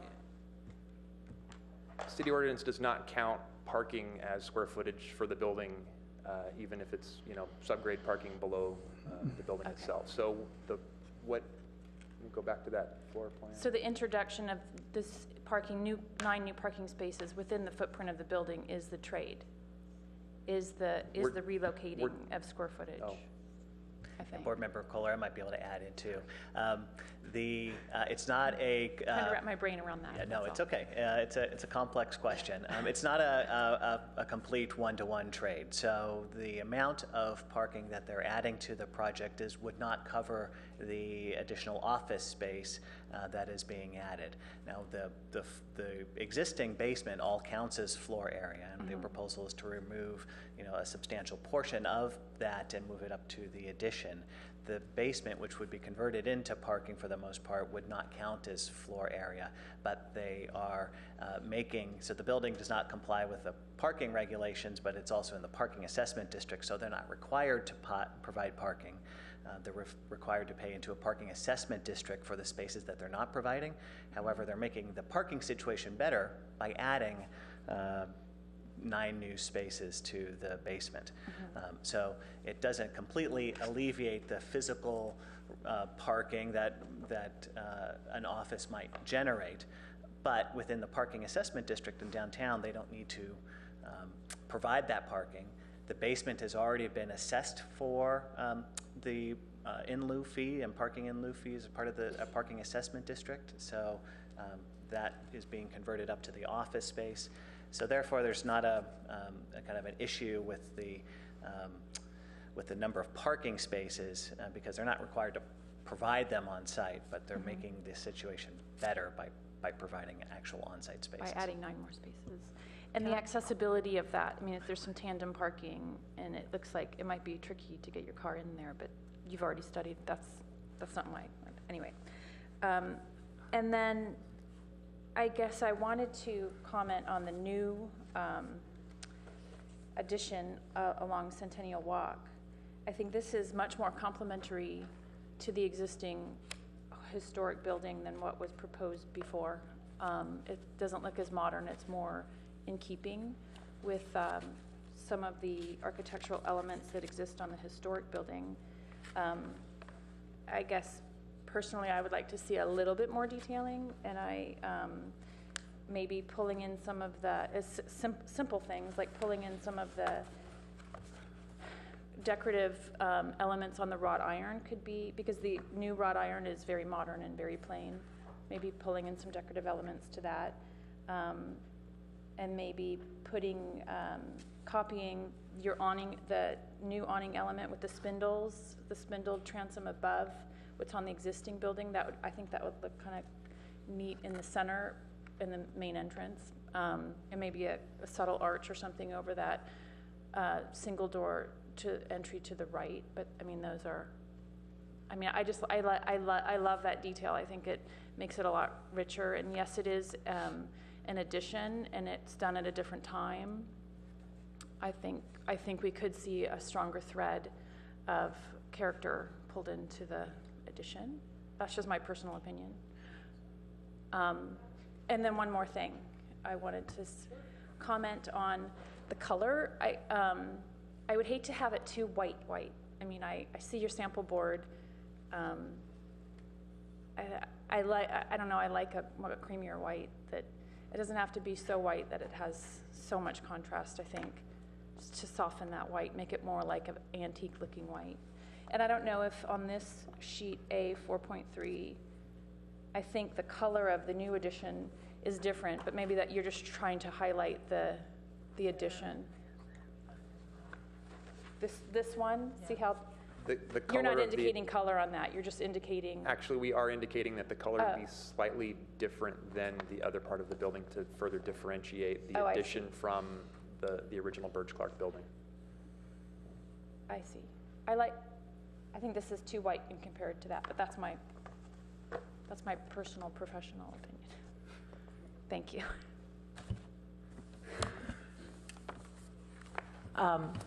Thank you for your very complete presentation. I don't want to belabor this about the garage and the parking, but it seems to be a big issue in Palo Alto, and it's kind of beyond our purview. Right. But I've been down in that garage on Ramona, so the additional parking is all part of that same underground, and it's already existing, or is there? Well, that's what I wondered, if it went all the way to the. And the ramp is not It's just kind of confusing. To give a little background, I think that the basement property of 261 Hamilton extends underneath the adjacent parcel, so that as you see in the plan, there's extra space for that parking that is there. So is the original ramp that's from the original first underground Yes. basement is what is going to be used? Yes. Well, that's what I wondered. Yeah. Okay. And I was kind of curious too about the color. When you say it's slightly different, does that mean slightly dark whiter or a different shade, or for the new addition? Yeah, it would be just slightly, it would just, the white would be just slightly offset. And are there still going to be some use of the canopy orange type awnings, or are they all going away and just the other ones? And what color are they? Are they more of a brown or? The canopies that are, let me go back. So looking at Ramona Street, the two Gothic arches to the left would have no canopies over them, so there's no orange awnings that are being shown. The client has made a decision, I think, just prior for submittal, that to have the Gothic arches to be shown. The four openings to the right would then have those eave awnings that come out of the awning boxes that would then be in a bluish color is what we are proposing. On the Hamilton side, it would be the two that are closest to the corner, as shown on the elevation, that would have awnings, and then the Gothic arches to the right would not have any orange canopies. Thank you. That's all I have tonight. Thank you. Thank you, Brent. I have a question for Brent or staff. The conversion of occupied basement on 261 to parking, that'd be a requirement of the project for this project to be approved. Is that correct? It's not a requirement of the project to be approved. The project does not have to provide any additional parking because it's all being assessed as part of the parking assessment district. So the property owner has been paying into the district for years for that basement area. So that basement area really contributes to the overall floor area and impact and parking requirements. And so the basement has been assessed for parking. So the alternative to providing parking on site would be to decommission that basement so it's effectively unusable. But since there is a ramp that leads down into the basement and that there is an ability to construct parking spaces in that basement, that we felt that, and I think the applicant did as well, that was a very good use of the basement for parking. It doesn't count as floor area, which is helpful as well, but it does provide some parking spaces for the tenants of the building. If the building owner wanted to convert it back to occupied space, no impact on the project? Well, it would have an impact in that basement would be assessed as floor area, and that would be essentially adding new floor area to the site. With this project, it's no net new floor area is being added. Okay. My question that's why I was asking, is it a requirement that stay unoccupied if this project gets approved as presented? Yes. I mean, we would expect that the basement remains as a parking garage, a parking facility, as the plans indicate, and if it's approved that way as approved. And then the access to that, if it does get approved and then that's converted to parking, the access to the parking is from a different property, correct? It appears so, yes. Yeah, that's correct. The access to that parking is not from 261 Hamilton. You have to go through on a different property to get to that. No. Is that correct? 261 Hamilton is the square that's in over here. Right. The property itself within the title includes all of this basement space is actually designated as part of this building. Oh, okay. So as the ramp comes down over into here, it then opens up onto both sides of the proposed design. Okay, so there's access to it. And the owner of 261 also owns the adjacent parcel as well. Okay, yeah, okay, thanks. Okay. Those are all my questions for now.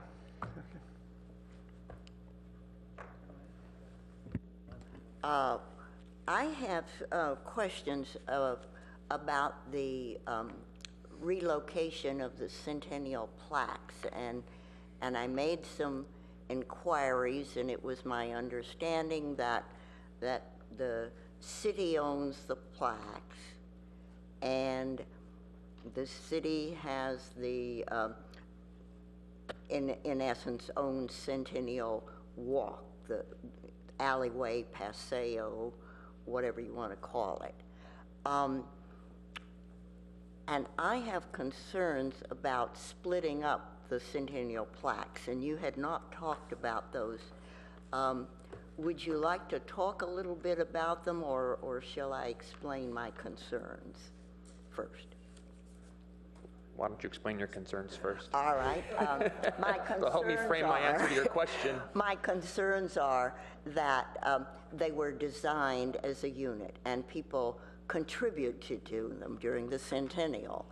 And as often happens, the big donors are usually at the beginning, and then you have other categories, and then on these plaques, it is a bit different because the smaller individual donors run down the first part. If you pictured each one of those pieces as a triptych, the first part is smaller donors.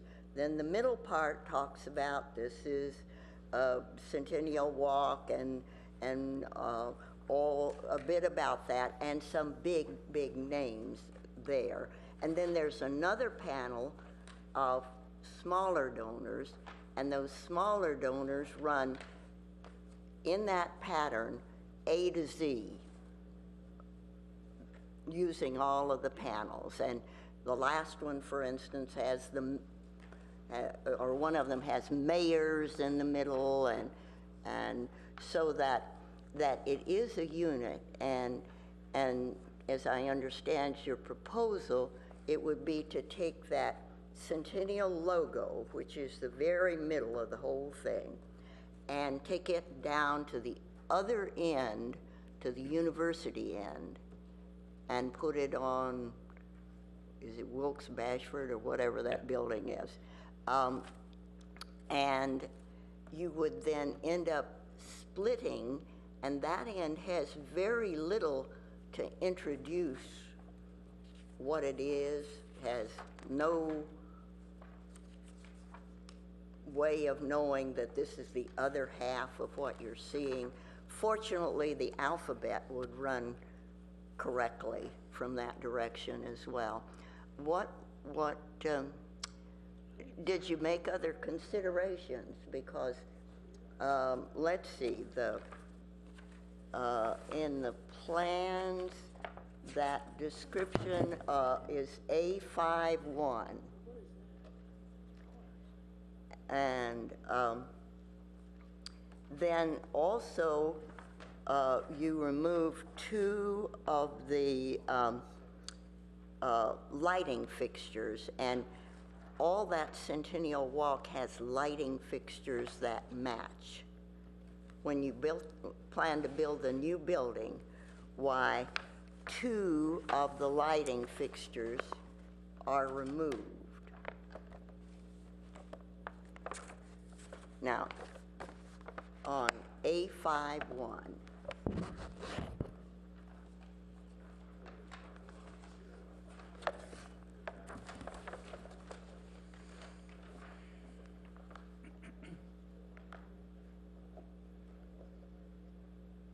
What we're proposing to do to answer the lighting question is that we've reinstalled the other 2 light fixtures on the stairwell portion of the addition, so that, as you can see on the right of the building on the other side, is that those would actually be then reinstalled. So we're not getting rid of any of the light fixtures, and then we're sort of starting to spread the lighting out to further animate and open up, we think, Centennial Walk.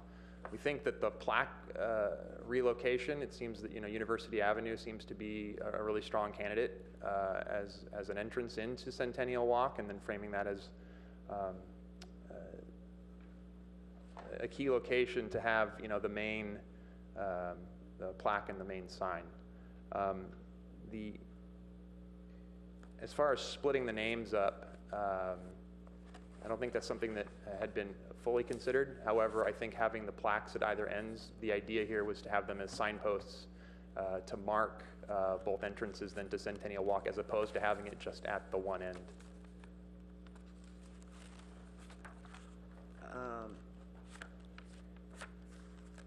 Now then, you have 2 lighting fixtures that are on the new building, but it appeared to me that there were 4 within that section.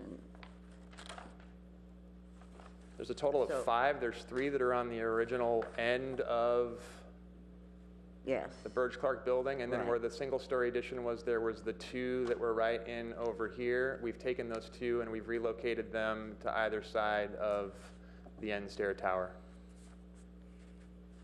Okay, it's important not to lose any of those. If any are removed, could they be maybe relocated in another place of Centennial Walk? And I wondered whether you would consider, as a thought, a recommendation, maybe a mitigation, the making another one of the Centennial symbol, which was in the middle, for the far end. That would at least give some connection as a signpost to sort of anchor both ends of Centennial Walk. I think we can consider finding accommodations for a space for something to that effect. To do that kind of thing. And what are the plaques that you have indicated as being the last part down at that University Avenue? And it says Burge Clark and Pedro de Lima's plaques and Ramona Street Historic District. Are those new plaques, or are those, there's one on, I believe it's Nola's, that talks about the Ramona Street Historic District, that it's on the National Register, I think it is. Are those new plaques, or? I think that's just designating that there could be space if the city so chose to consolidate where they wanted to place their plaques.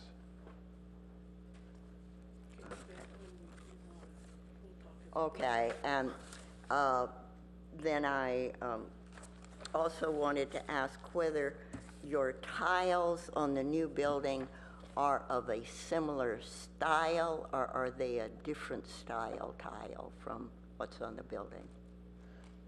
They are of a similar style to what's on the building, so that the color will closely resemble the gradations that's happening over with the original base. However, we don't have the benefit of 100 years of sunshine and patina, so that they will have they'll be differentiated to some degree with the sort of the richness, but still have the same kind of color properties and the same style of firing that the tiles had. All right, and I should disclose that I've seen this building looking from what the fire department is using now, and it's the most beautiful sample I have ever seen of Burge Clark's differentiation of the colors. It's spectacular. Yeah.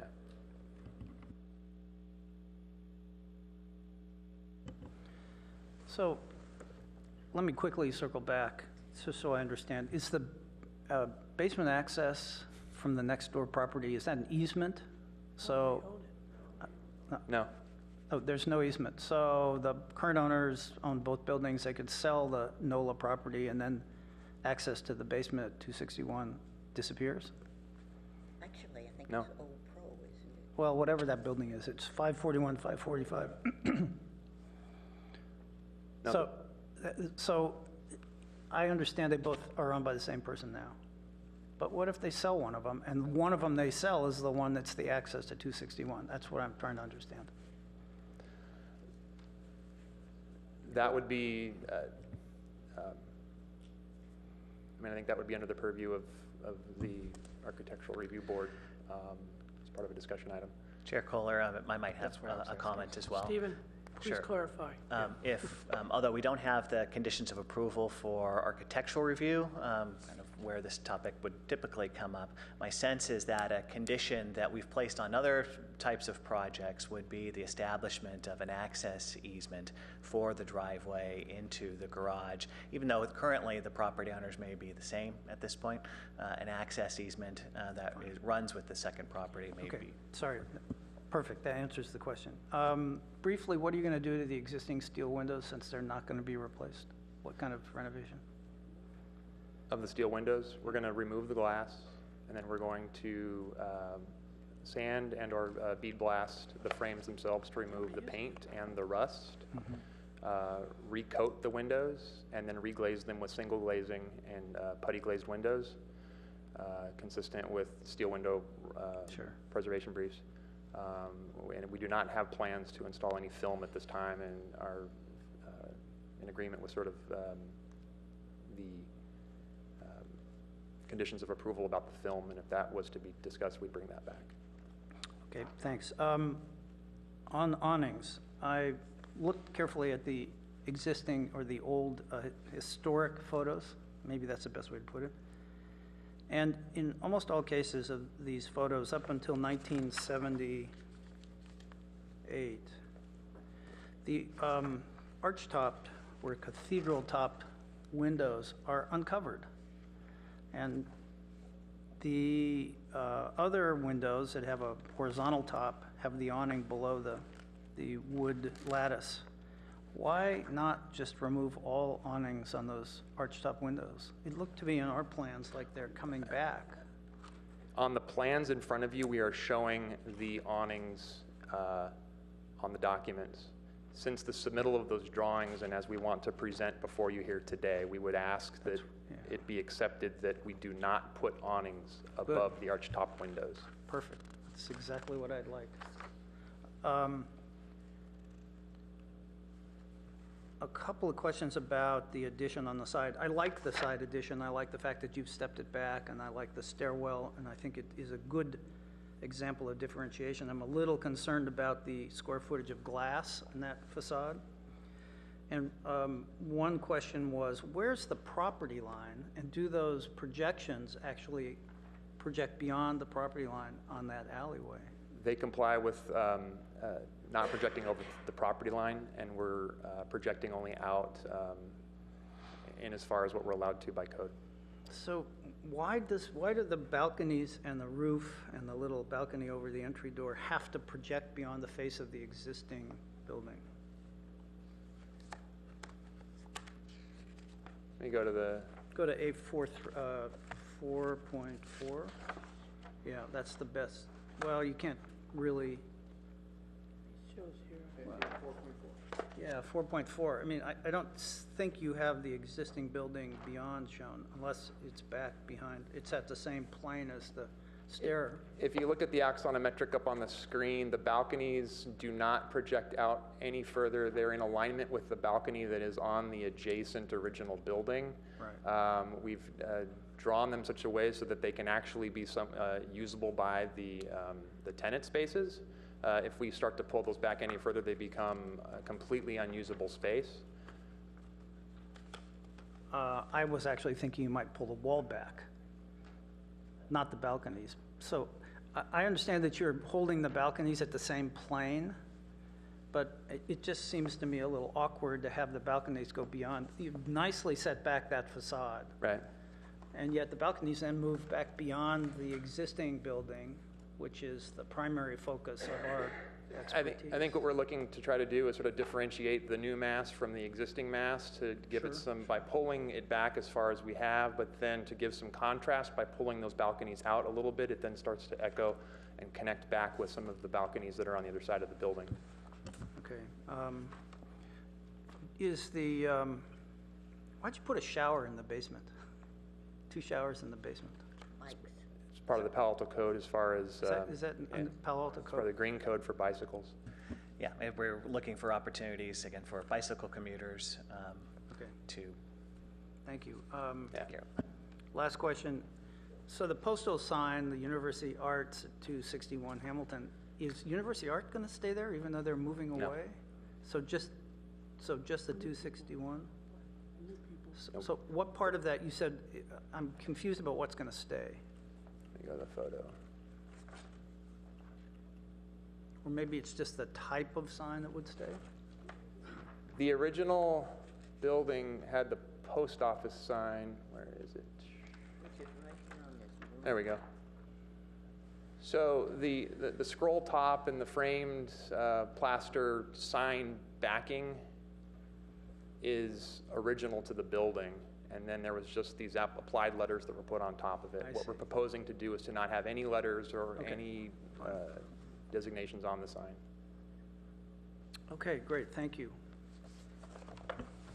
Okay, go ahead. Why don't you ask your question? Dennis, I think this question would be to you.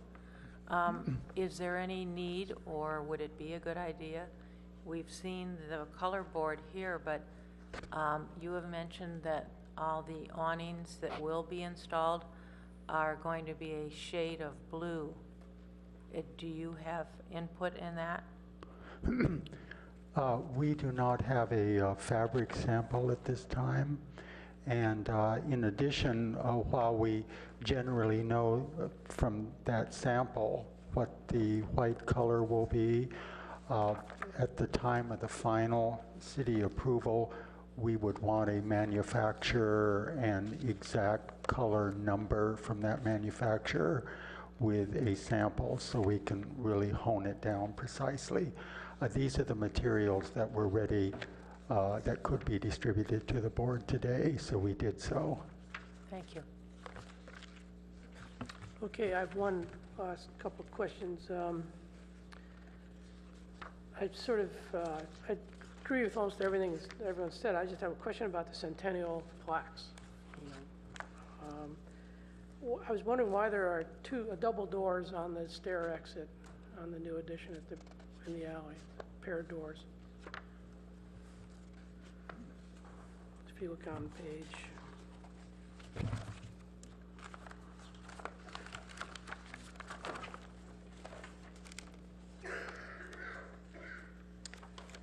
822.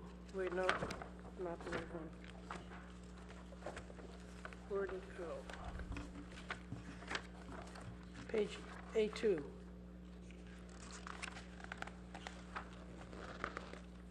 Having a single 3.0 door limits our ability to move in and out of the upstairs, and so the client wanted to have a larger door than what is required by code. And so we went with the pair of doors. But the stairs are only, how wide are the stairs? But it's to get furniture and other objects in and out of the I mean, building. you go in there and the stairs are 3 feet wide, and the hallway is 4 But feet. it's an open staircase that then allows you to then go all the way up to the top. Well, my point is that if you took and made it a single door of some width and extended that wall there on the entry, this other set of some centennial plaques would fit on that wall right there. It would then be bracketing the new structure. You have one side would have one set of plaques and the other side would have the other set of plaques. To me, or you move the wall. You move this wall over where it says F6. You make that wall a little wider so the plaques fit. It's not perfectly symmetrical with the rest of the building, but that solves this whole centennial plaque situation, makes it much, they become bookends for your new addition. One side's got this set of plaques, the other side's got this set of plaques, and you don't have to go wandering around looking for it. Given that the plaques are owned by the city on my client's building, I'm going to ask that he probably addresses, I think, the Centennial Walk plaques. Who speak to that? Who addresses it? Roxy Rapp. Okay. Here today. Yeah. He has a card, so why don't you just come up now and see if you want to respond to that. Okay. That's my biggest comment. Otherwise, I think it's a fabulous project. Thank you. I mean, it's going to be, it's just, having been here a long time, that building's always been there. We're really as long as excited. I've been here. We're really excited to renovate it and bring it up. So my only issue is I think it's a shame to break up the centennial plaque situation in that alleyway, and there ought to be a simple solution architecturally to make those bookends. It's just, I mean, it'll make a lot of people happier. And in fact, I'm not even sure, as a board member, I'm not even sure I would approve it with the centennial plaques being randomly put out on University Avenue. So, okay, so our next on the agenda is comments from the public, and I have a stack of cards here, and we'll go as they came to me. You have about 3 minutes to discuss what you want to do, and we'll start out with Jeff Levinsky, followed by Nielsen Buchanan. Yep. So I think we hit escape or something. Yeah. What is he want? This one? Okay. Is it F5? Turn this thing on. Oh. Okay, great. Thanks. Good morning, commissioners and staff. My name is Jeff Levinsky. I live at 1682 Hamilton Avenue. Many of us feel that this project is not yet ready for your review, and here's one reason why. Almost 21 years ago to the day, the City Council created a set of rules for buildings that don't meet the current building code in some way, and this is known by the rather quaint name of grandfathering. Those rules specifically cover 261 Hamilton because it's too large for its lot size. The council wanted to ensure that such buildings could remain, and the council wanted those buildings to be repaired and remodeled and not deteriorate. It struck a compromise. It said, as long as you don't make your building even bigger, we'll let you repair and remodel it. So the council wrote, nor shall such remodeling, improvement, or replacement result in shifting of building footprint or increased height, length, building envelope, or any other increase in the size of the facility. Now, the term building envelope there means different things to different people. 21 years ago, they knew we'd be confused today. So they defined the envelope of the building right at the beginning of the ordinance, and it means the three-dimensional spatial configuration of a building's volume and mass. In simple words, they said a grandfathered building can't increase in volume or mass. Before you today are plans to add an entire wing of about 6,000 square feet to 261 Hamilton. Doing so will clearly increase its volume and mass, and the law prohibits that. The staff report that was given to the ARB fails to address this. It uses a different definition for building envelope than what's in the code, and it omitted the words that prohibit any other increase in size. But as you can see plainly, the plans before you don't comply with the code. I believe you should defer this item until you receive plans that do comply. That avoids giving anyone the impression you're approving or even deliberating over something that isn't legal. At a very minimum, you should get an opinion from the City Attorney's Office as to how to proceed in such matters. Thank you. Thank you. We'll go to Nielsen Buchanan, followed by Doria Suma.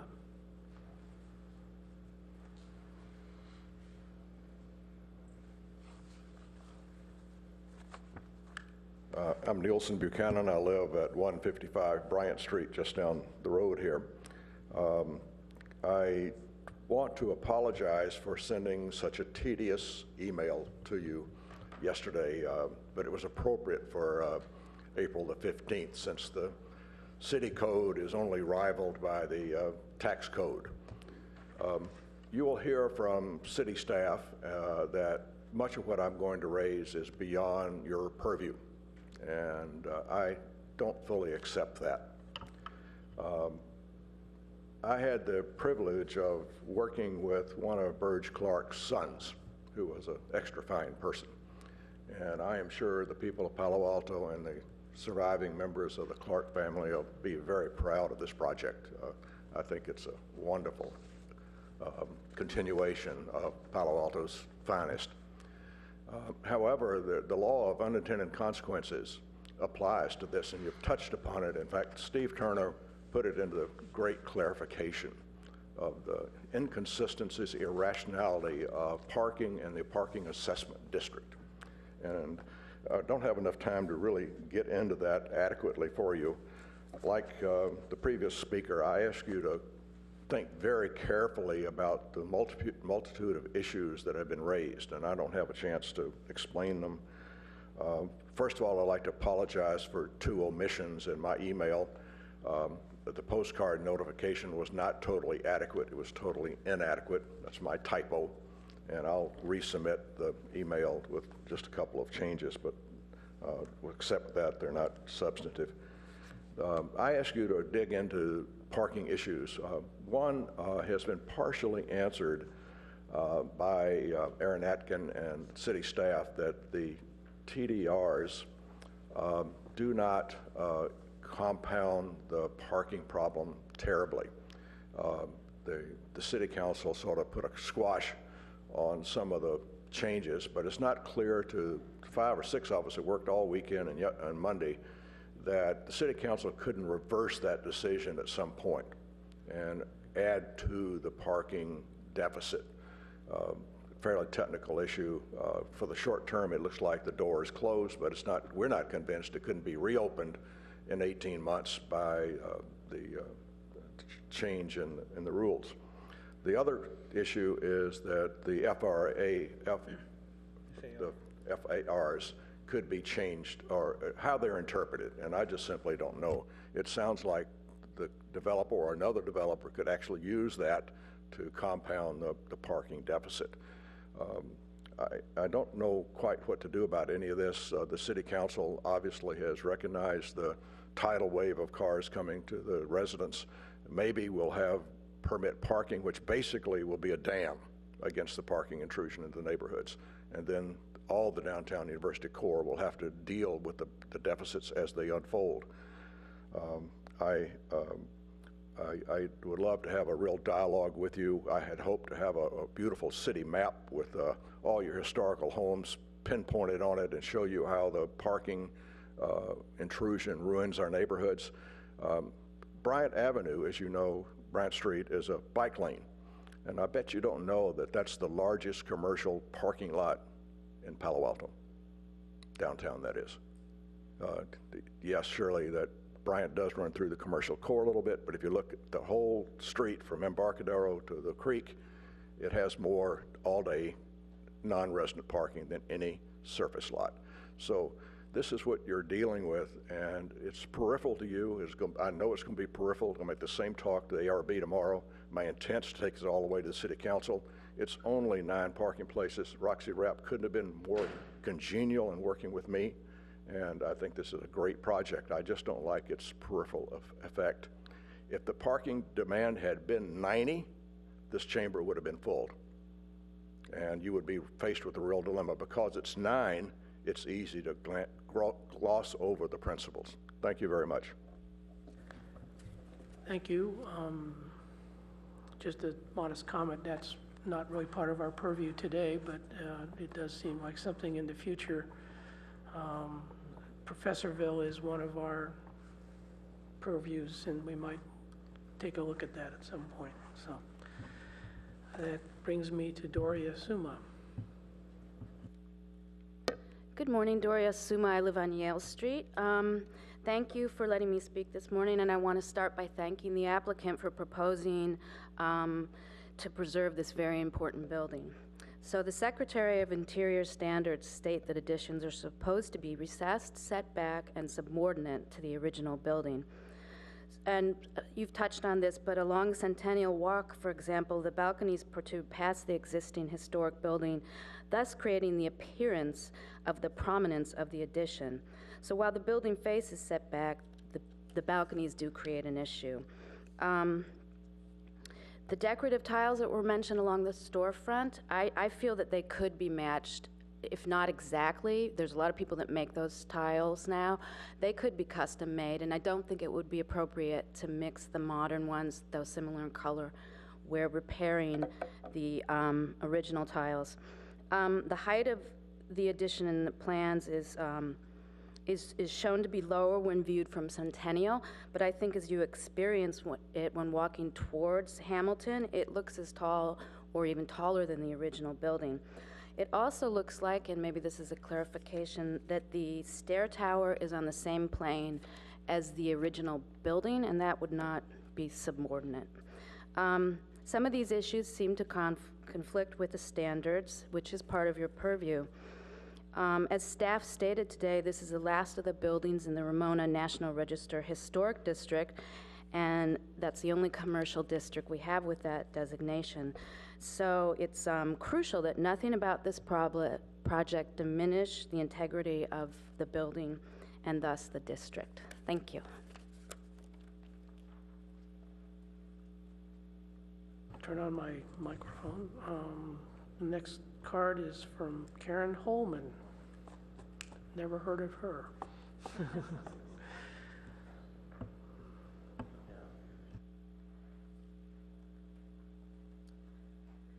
Good morning. So I'm here in person instead of watching on TV this morning. So I'm sort of your liaison stand-in this morning, and I'm here to speak to this project, but really to a much more global issue. So Roxy, I'm not picking on you. This project, however, is on the National Register block, and it has two prominent street face corners or building facades, Ramona and Hamilton. And so, to my point, glazing. Glazing is an enormous issue for this council member, this person, because I've seen a lot of projects around town, historic and non-historic, where the glazing has been highly reflective, and it really erodes, really erodes, and staff can comment on this if they wish, you can comment on this, of course, if you wish, but it really erodes the quality of an historic preservation project. The high reflectivity is so inconsistent with the historic fabric of a building. You all know that windows are major character-defining features. I've heard nothing today to indicate that the windows are going to be replaced, the glazing itself is going to be replaced with what kind of glass. But I would suggest that this board, for this project, for all projects in the future, that you identify a non-reflective glass that is consistent with historic preservation goals and mission, and spec those on a project and make sure that they are carried out through the course of projects. This board, owners, Roxy well knows this, and you do a fine job, that you're stewards of our historic resources. Take that seriously, and glazing is an enormous issue. So one other comment I'll make, just because I happen to be here, is the Ramona Street District. If you look at the light fixtures on that district, it would be really nice if this board would make some comment and take some action initiative about getting historic, or at least replicated historic light fixtures on that street. Those fixtures that are there are very mundane. They're kind of an embarrassment to that National Register Historic District. So if this board would do something and take some initiative to correct that, it would be really terrific. Thank you so much. Question, were you talking about the street lighting fixtures or the, yes, the street, ones on Centennial Walk? I was talking about the street along Ramona. Thank you. Let's see. One more is Roxy Rapp. Well, thank you all this morning. Dennis, you still got that golden tongue. Thank you so much for that nice report. It was great. And Steve, and all your hard work getting this put together. I'd like to talk to you a little bit about the major part of my talk. Oh, let me back up. Karen, I'm with you on the committee to check the glass, because we had many discussions about, and I agree with you 100%. So we will make sure that it is, but I'll have you out to look at the sample to make sure it's right. I'd like to talk about Centennial Alley. I was part of the development team and the owner of 250 University Avenue, and we created Centennial Alley. And let's go back. Beth remembers, Dennis remembers, on the corner where 250 is was Crocker Bank. Crocker Bank on Ramona Street had a big blank wall all the way down to a parking lot till you get to the restaurant there. I can't think of the name of it right now. Pardon me? What'd you say? On Ramona Street, there's the restaurant that's there now. What's the name? Nola's restaurant. So you didn't have any retail along there at all. And then in the old days, across the street was Walgreens, where it's a hair store. and they filled in all the windows, so you have a blank wall there. But I learned at a very young age in retail that you really need something to pull you down the block. You need windows, you need interest to pull you down and to feel good. So that's why we did what we did on Ramona Street, is we put all those retail stores and opened up all the glass and had the curvatures of sort of little inlets areas that drew you down, and planted all new trees. And you remember back in the 60s and 70s, even the 50s, Ramona Street was not that strong. Waverly Street and Bryant Street were much stronger. And now Ramona Street's the #1 street. And it's partly due to 250. Now, the Centennial Alley is, my wife and I were going to Europe, 3 or 4 times a year to buy for the Roxy store, the clothing store, which is very young, very European clothing. And what I noticed there was how vibrant the alleys were, how in Europe the cities took advantage of their alleys, and they put restaurants that fell out onto the alleys, and it was more fun just sitting in the alley, having dinner, etc. And I'd say it's on my bucket list to make these alleys successful, and it has not been successful. And partly it was someone that's no longer here with city staff that kept fighting me on it, but I really see the way that the restaurants should be able to come out there, put color awnings, have some better lighting, Beth, like you suggested, and we need something to pull you down. And one of the interests is that we're doing on the entrance on our building is having those windows and lights and the balconies. It has interest, architectural interest, to pull you down into the alley.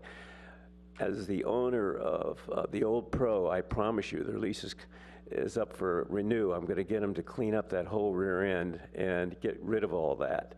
And I'm trying to, and the new city manager is not new now, but we've talked to Stan about how we could redo the alleys, and I've been waiting to get this approved, and then we're going to work together on trying to open up the restaurants and not have those bowl things with fences all around them, so it's more open as you walk through, but still be able to get a wheelchair through. The alleys are not being used like they should be used, and it's mainly because of the interest. And I think, and last is, we talked about today about University Avenue and the plaques. I think, if we do the right signing, Beth and Roger, at that end, this is Centennial Alley, and have an introduction to that plaque, and then it goes down to the other end. It gets more people off of University Avenue enter the alley to pull them down, and they see those balconies and go down and read there at both ends. And you're right, Beth, that there's tours that actually come around and read those plaques, and it's real important. But one of the nice things is it'll get them to walk down the alleyway to finish reading the other plaque, or they can come in both ways now. So I think it's going to make the alleyway more vibrant. As I said, it's on my bucket list to do that, and it's one of my big disappointments in developing 250 that we didn't do that. But Ramona Street is definitely very successful for my project at 250. Thank you. Thank you. I have no other cards. So looking at the agenda,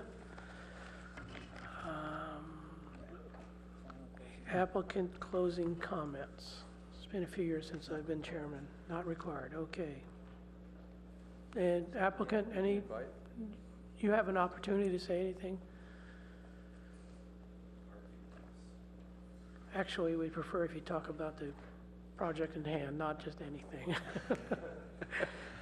I just want to reiterate that I think that this is just a tremendous facility, a building that anchors the corner of Ramona Street, and we're going to be able to really bring it back to its glory, open up the ground floor levels in the streetscape to really create an asset to the city. And then to animate, as Roxy was saying, along Centennial Walk, that this building and this project has this great opportunity to touch and express and connect with much more of its surroundings. I think, the balconies themselves, as you were, talking about, add to that vibrancy. We can, people even upstairs being out on those balconies, so that as you look down Centennial Walk, it starts to pull you in. And I think that's about it. So we're looking forward to hearing what you have to say. Thanks. Okay, thank you. Close the public hearing, and we move on to motions, recommendations by the board. Staff, we'd like you to clarify what you're looking for us today. Yes, thank you. We did want to handle the project that we've just reviewed first because there were people waiting to speak. The project, according to the historic ordinance, to be a bonus project, all buildings for that have to be a category 1 or 2. So the council does need to reclassify this building in category 2 in order for this project to move ahead. And we are sending the reclassification, which is the first part of the staff report, to the city council within the week or so. And the council very much would like and appreciate the board's comments on the reclassification. We tried to sum up the issue thoroughly but to the point in the staff report. And if I can just put it in about 3 sentences or so, what is there. On page 14, there's a discussion that the landmark functions of the building and its design and architect do not correspond when closely inspected with the category 3 designation. And therefore a reclassification of some kind would be apropos. And then on page 15 of the staff report, that's the key page, discussing the proposal for category 2, and we make 3 reclassification findings there whose language is drawn directly from the definition of a category 2. We're anticipating that the board had gone through this before. Historic issues are something that the council, which is your council who designates the board, would very much appreciate any discussion or comment that you would make on the reclassification, and we will write down those comments and forward to them as part of the council staff report so that they see what your position is on this question. And I know it is getting late by this time on a large project, but the council would very much appreciate hearing from you on this.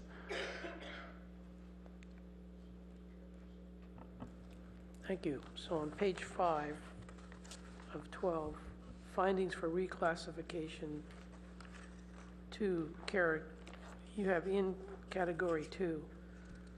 So you would like us to reinforce your statements here and agree that this should be reassigned category 2. Is that correct? We'd like to have you take a look at the materials in the staff report, specifically on that page, and then staff has made a recommendation as outlined in point 1 on the first page of the staff report on what our recommendation to the board is that you do.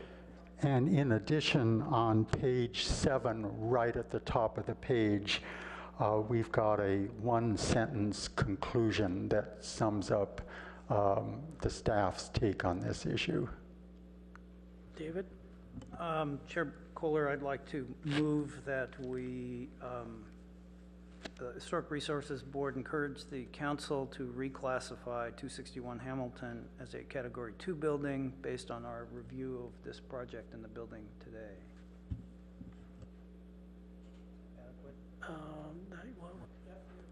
If you would like to take a position on the 3 findings and the concluding statement on the top of page 7, you could do that. There were 3 reasons that we gave, suggested to the board, and then we made a 1 concluding sentence that summed it all up at the top of page 7. So you could, if you choose to do so, you could take a position to adopt the language of the findings, because we know that you reviewed all of that for today's meeting.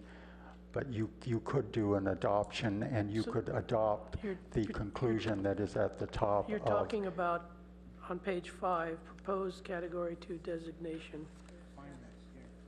Yeah, the proposed Category 2 designation, and then there are 3 findings, numbered numbers 1 and 2 and 3, and those break down the definition of Category 2 into 3 parts, and then we give a rationale for each of those parts and say why it appears to meet Category 2, and then you can adopt the recommendation on page 1 of the staff report that recommends to the board for the reclassification.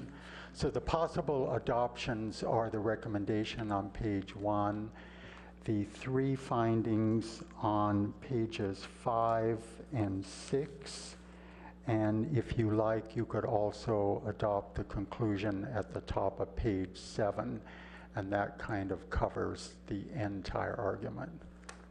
Beth, why don't you go ahead? May I amend your motion to say that we would accept the proposals for Category 2 designation for Hamilton Avenue that is found in our staff report on page 5, and that include, well, 5 and 6, and then the conclusions that are on page 7, that it should be reclassified, and there is a reference to this on page 1 of the staff report as well. The staff recommendation on page 1. Let me back up here then. So that is one item, correct? The other item would be our comments about the general. Yeah, we've separated it into two things, because I think it would be neat. That's what I'm trying to say. So do you want to do this reclassification first and then discuss? Okay, I have no problem with that. So there's been. Do you accept my? I would accept that. I mean, amendment. basically including the summary of the staff's recommendations and their conclusion. I think my motion encompasses number 1 on the staff report, but if you need to put that back in there, it's fine. Yeah, I have no problem with that. Okay. I'll second that motion. Any discussion, comments? Yes. Oh, okay. Yeah, the reason I'm supporting that motion and seconding it is regarding the findings.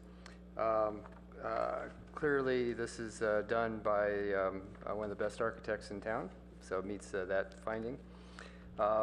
Even though there have been some exterior modifications to the existing structure, the important original character is still maintained and meets that finding. And as far as the other finding in our report about is it a building of major regional importance, Burge Clark, because of the size of the building and the prominence of the building, it does meet national standards for recognition. And yet, because of its local connection, it helped, I think, make a good landmark for the city of Palo Alto. So it's significant in that structure, too. So that's why I'm supporting the motion. Any other comments? Okay, so we have a motion on the table here. Oh, wait, we didn't vote. I know. I'm trying to summarize. It's been a while of summarizing. So the motion is to approve the change to Category 2 based on the comments previously made, staff pages 1 and then on 5 through 7. All those in favor? Aye. Aye. Opposed? That passes unanimously with Board Member McKinnon absent. So now we move on to general comments. Is that correct, Dennis? Is that, Stephen, you're looking for general comments on the project? Yes, then there'd be the second motion for part 2 of the staff report on the project itself we've been reviewing today. Yep, okay. And the staff recommendation on the project is also on page 1 of the staff report. I think even though it sounds like I don't know what I'm doing, it does help for people around to understand what we're, and I like your summary. It has been complicated today. Thank you, Roger. It is. Okay. So the recommendation, second one is the recommend that the Architectural Review Board and the Director of Planning and Community Environment find that the proposed scope of rehabilitation for the 261 Hamilton building meets the definition of historic rehabilitation set forth in Municipal Code 18.18.030B, Attachment A, and that the proposed historic rehabilitation plan complies with the Secretary of Interior standards for rehabilitation and guidelines for rehabilitating historic buildings as presented in Attachments B, findings based on the Secretary's standards for rehabilitation, and C, the Secretary's standards subject to the conditions of approval in Attachment D. So that's what we're going to vote on next. And discussion? Oh, okay, what page is that on? Good having assistants around. Attachment D says that the project should, number one, the project shall be constructed in a substantial conformance with the approved plans received April 1, 2014, except as modified to incorporate these conditions of approval. Item 2, the Directors of Planning's project approval letter, including the approved conditions, shall be printed on one of the initial sheets of the building permit set. That actually brings up an issue we've had with other projects, that the historic building comments that we make never end up on the drawings, the working drawings, and this is good that this is on this list. Number 3, the 10 Secretary of Interior standards for rehabilitation shall be printed on one of the initial sheets of the building permit set. That's a good thing, too. The current edition of the California Historic Building Code shall be applied in all eligible aspects of the historic rehabilitation of the exterior of the building when needed to preserve character-defining features. Number 5, no demolition or permanent removal of significant historic fabric that is not included in the project approval shall be carried out in any amount for any reason except with written permission from the Department of Planning and Community Environment. Unauthorized demolition may result in significant delay of the project, including return to the Historic Resources Board. Item 6, any revisions to approved materials and colors for the exterior of the building shall proposed during the project construction phase shall be submitted for review by the Historic Preservation Planner or the HRB subcommittee, depending on the scope of the proposed revisions. There's only a couple more left. Item 7, any interior or exterior window film proposed to be added to the project shall be reviewed by the Historic Board prior to installation of windows. So we sort of covered some of that today. Okay. 8, any new exterior lighting added to the project during the construction phase shall be reviewed by the Historic Preservation Planner with respect to the style, materials, and color of the fixtures and light bulbs. Light bulb glare that could impact neighboring property shall be avoided. So let me see, this is during construction? Is that what this is implying, or does it imply, as it says, during construction shall be reviewed, and then it goes on to say, so that's basically for during construction, is that right? Yes, and we don't have a proposal for that lighting, but if it should occur, this is the standard that will apply. Okay. Number 9, prior to issuance of the building permit, the Historic Preservation Planner shall review the building permit plan set, final full construction plans for consistency with the Director of Planning's project approval based on the recommendations of the Historic Resources Board. And number 10, the Historic Preservation Planner shall participate in the Planning Department's final inspection of the completed project. That's it. So that's what we're asked to approve today. So, Mr. Chairman, can I ask the staff a question? sure. We're being asked to approve an April 1st, 2014 set of plans. I see on my plans, February 13th, 2014. We saw today a set of drawings that were projected. Is that the set of drawings that we're approving? Because what we have shows awnings, and the applicant has said awnings aren't going to be there. Yes, what you can do, since that was changed in public today, that you could be approving the set of plans of the right date that you received. Let's see, with the provision that awnings at the 4 pointed arch openings are deleted from the project. That's the change that was made today. So what's the April 1st submittal? What's set? Is that what we're looking at here? The April 1st submittal is the project plans that were stamped as received by the department. So that should be the set of plans that are in your packet. Those differ from what was discussed today, as Dennis described, with the change to the awnings. But all the other project information is consistent in the plans with what you heard today beyond the awnings. I have a question.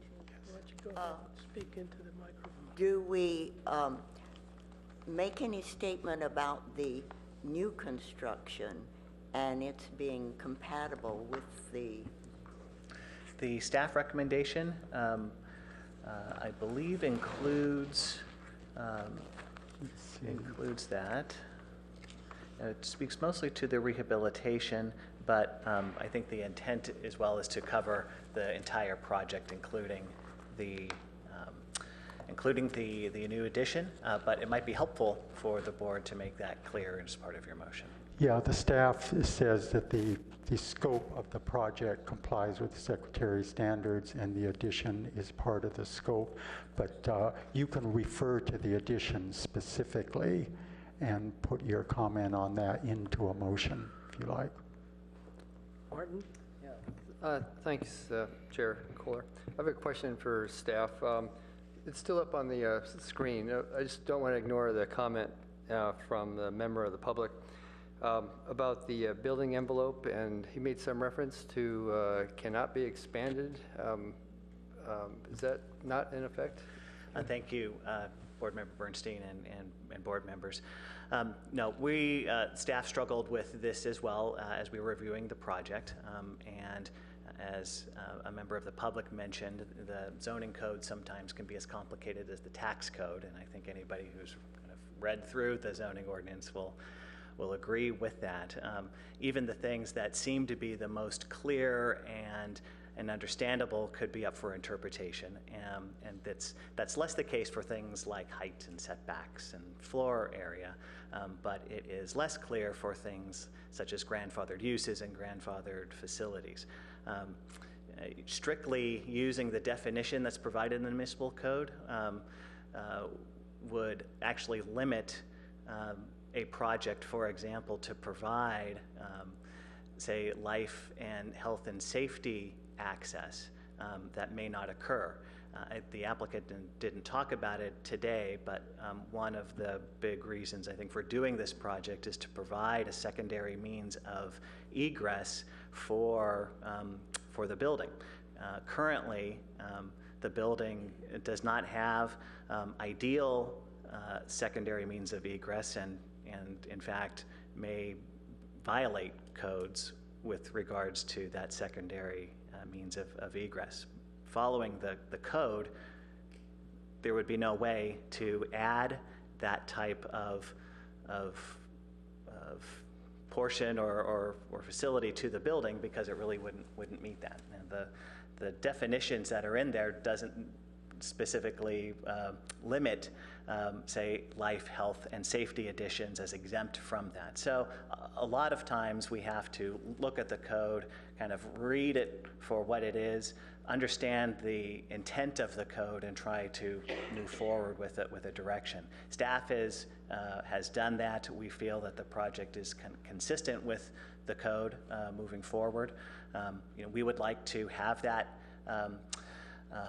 that interpretation, because I don't think we've adequately described it. We certainly didn't touch on it in the HRB staff report. It has been reviewed as part of the ARB staff report going to the ARB tomorrow, but I think we will come up with a more complete definition and complete response to that issue. But for the purposes of the HRB today, we feel that the project is consistent with the codes.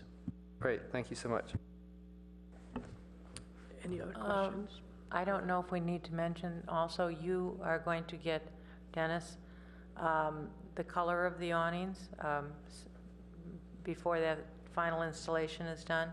The manufacturer and the number for the particular color to verify that, and also the awning fabric. But I'm glad that you brought that up, because those final details are eligible for the HRB to see later, or it is eligible for an HRB subcommittee, or the board can ask for it to go to the historic planner. You have all three options available for those awning fabrics and the final colors. And another point made by another member of the public about the glass and the glazing. I was under the impression from the presentation of the applicant that was the original was going to be replaced after repair was done. Is that correct? Yeah, that's right. Or is it new glass? New glass, but non-reflective. But non-reflective, new glass in all of the windows. Yeah, okay. And a member of the public will review it. Board Member DeSico, well, based on my experience with glass such as it is, if they put in new glass in the windows, that is what we would call standard window glass.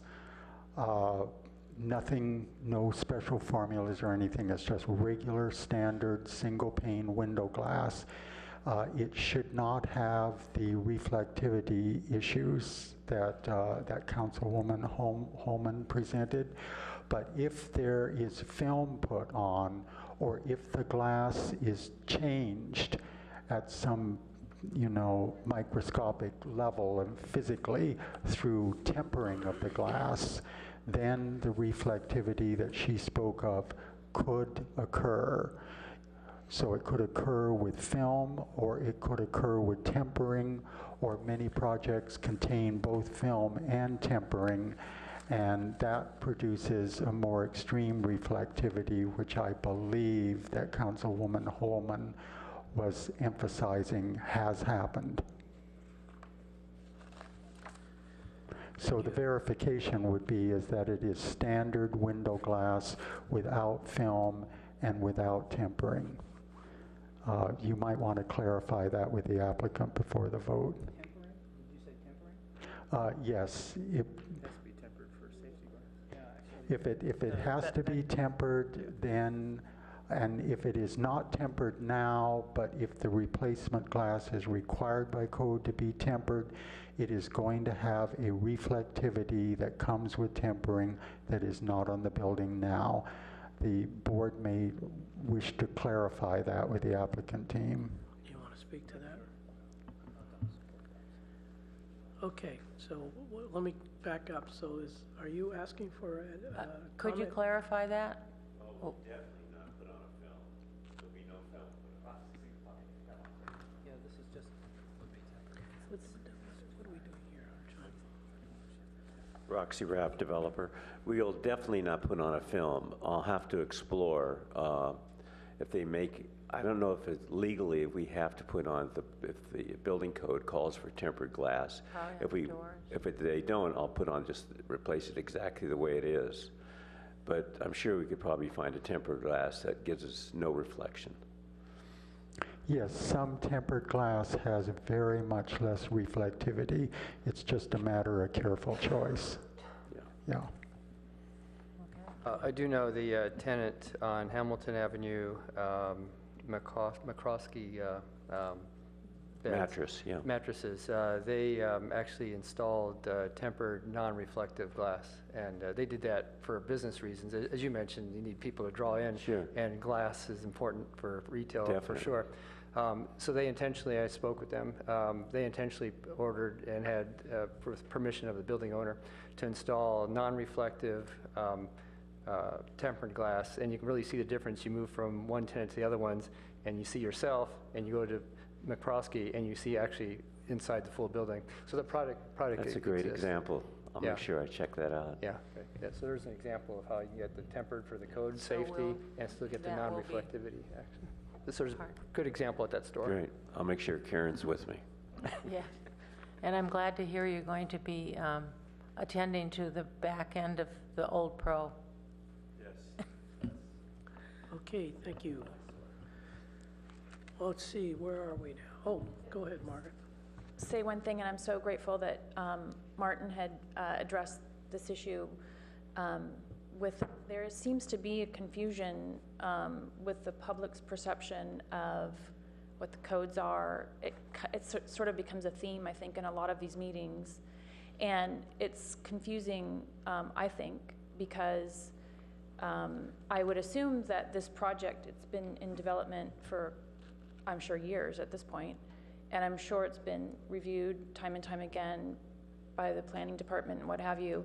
But when people come and ask, well, why did the balconies overhang like that, and they have very simple questions, I guess when it gets to our level, I would assume that all those things on the drawings are sort of preliminarily approved by planning, or else it wouldn't make it to this degree, I guess. So I'm just assuming that. But then when like these kind of issues come, I don't know, it just makes me feel a little uncomfortable, because who do I listen to? Do I listen to the public?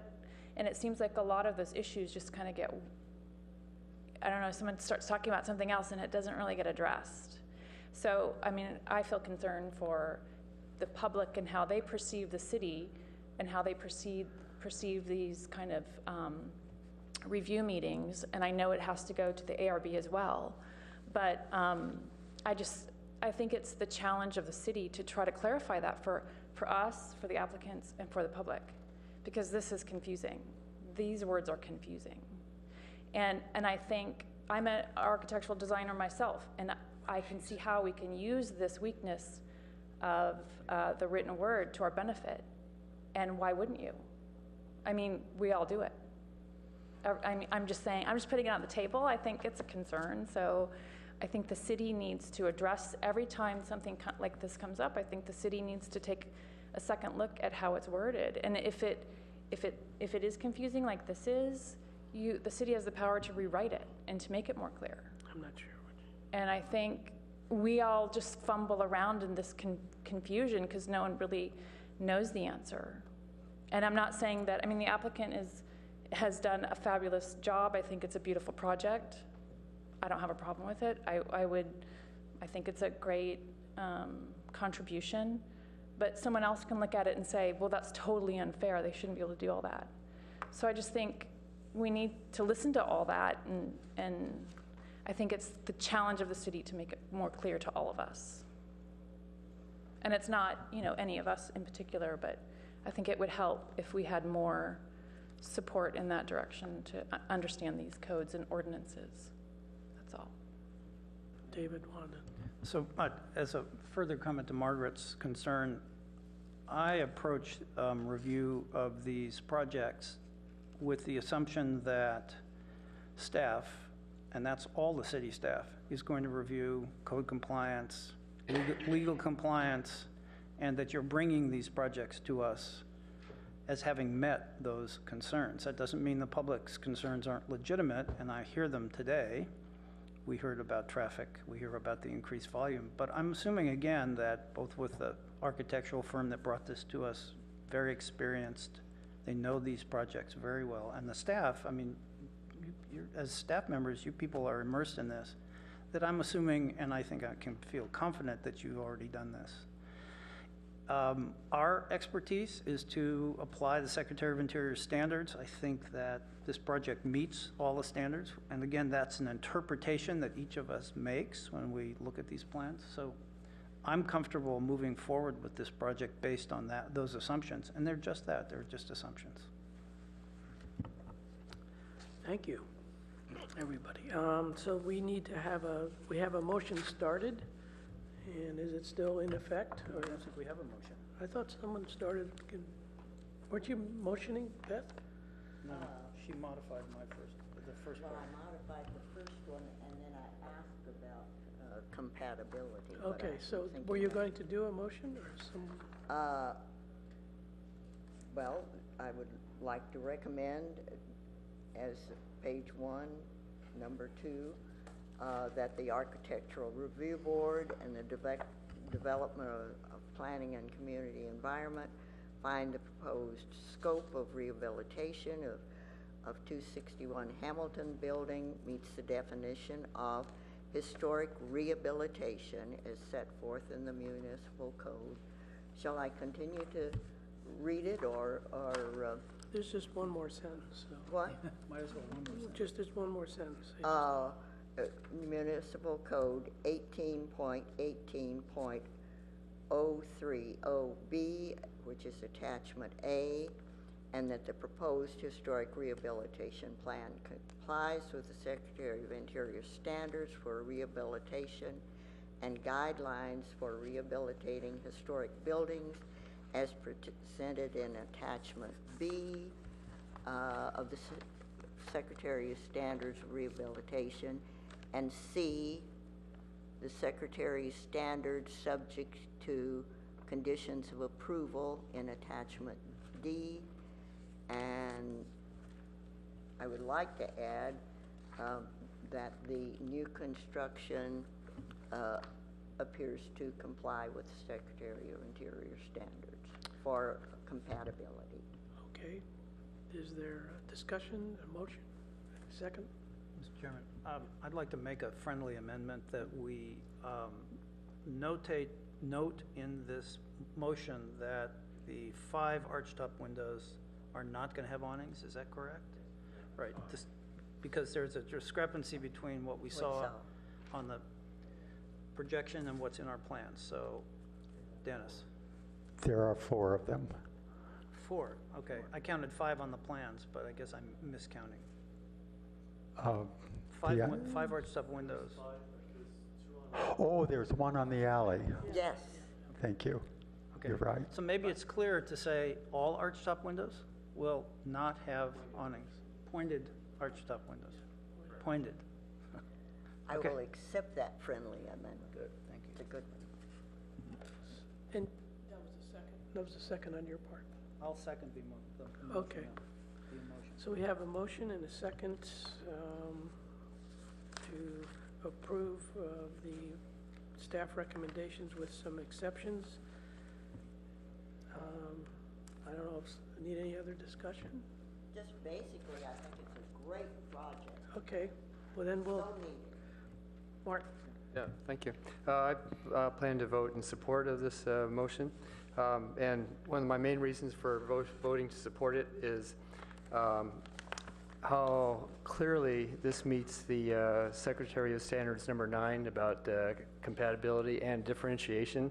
And I'm particularly impressed how the applicant is meeting the standard of differentiation. Smooth steel tiled integral color cement plaster versus the painted. The differentiation in the massing of window area to solid surface area, it's a great contrast there. Stepping back the building along the alleyway, I have no problem with the balconies intruding into, because I think that adds the visual excitement, but the massing is still set back, so there's a differentiation for sure. It's clearly subordinate to the historic structure in terms of height and massing. As the public knows, there's a committee for Professorville for guidelines, and we're using exactly the same ideas of having any new addition being subordinate. So this is actually, I think, a very good role model of an example of how to meet the idea of differentiation. And I'm very impressed with the applicant for paying attention to that aspect. So that's why I'm in support of the motion. Thank you. I have to agree with everything that's been said. So all those in favor of the proposed motion, say aye. Aye. Aye. All those opposed? That passes unanimously with Board Member McKinahan absent. Thank you very much. Look forward to seeing it. I have to go somewhere else to get my art supplies. Yeah. Okay, where's my agenda list here? Okay, public hearing. Board staff announcements, Oh, updates. minutes. We're ready for minutes. Oh, we skipped minutes? Is that what we did? No, you put it off. Minutes action from December 18th, 2013. Anybody have any comments about those minutes? Chairman Kohler, I had a comment about, sorry, I can't, I may have yours. you might have mine. Okay.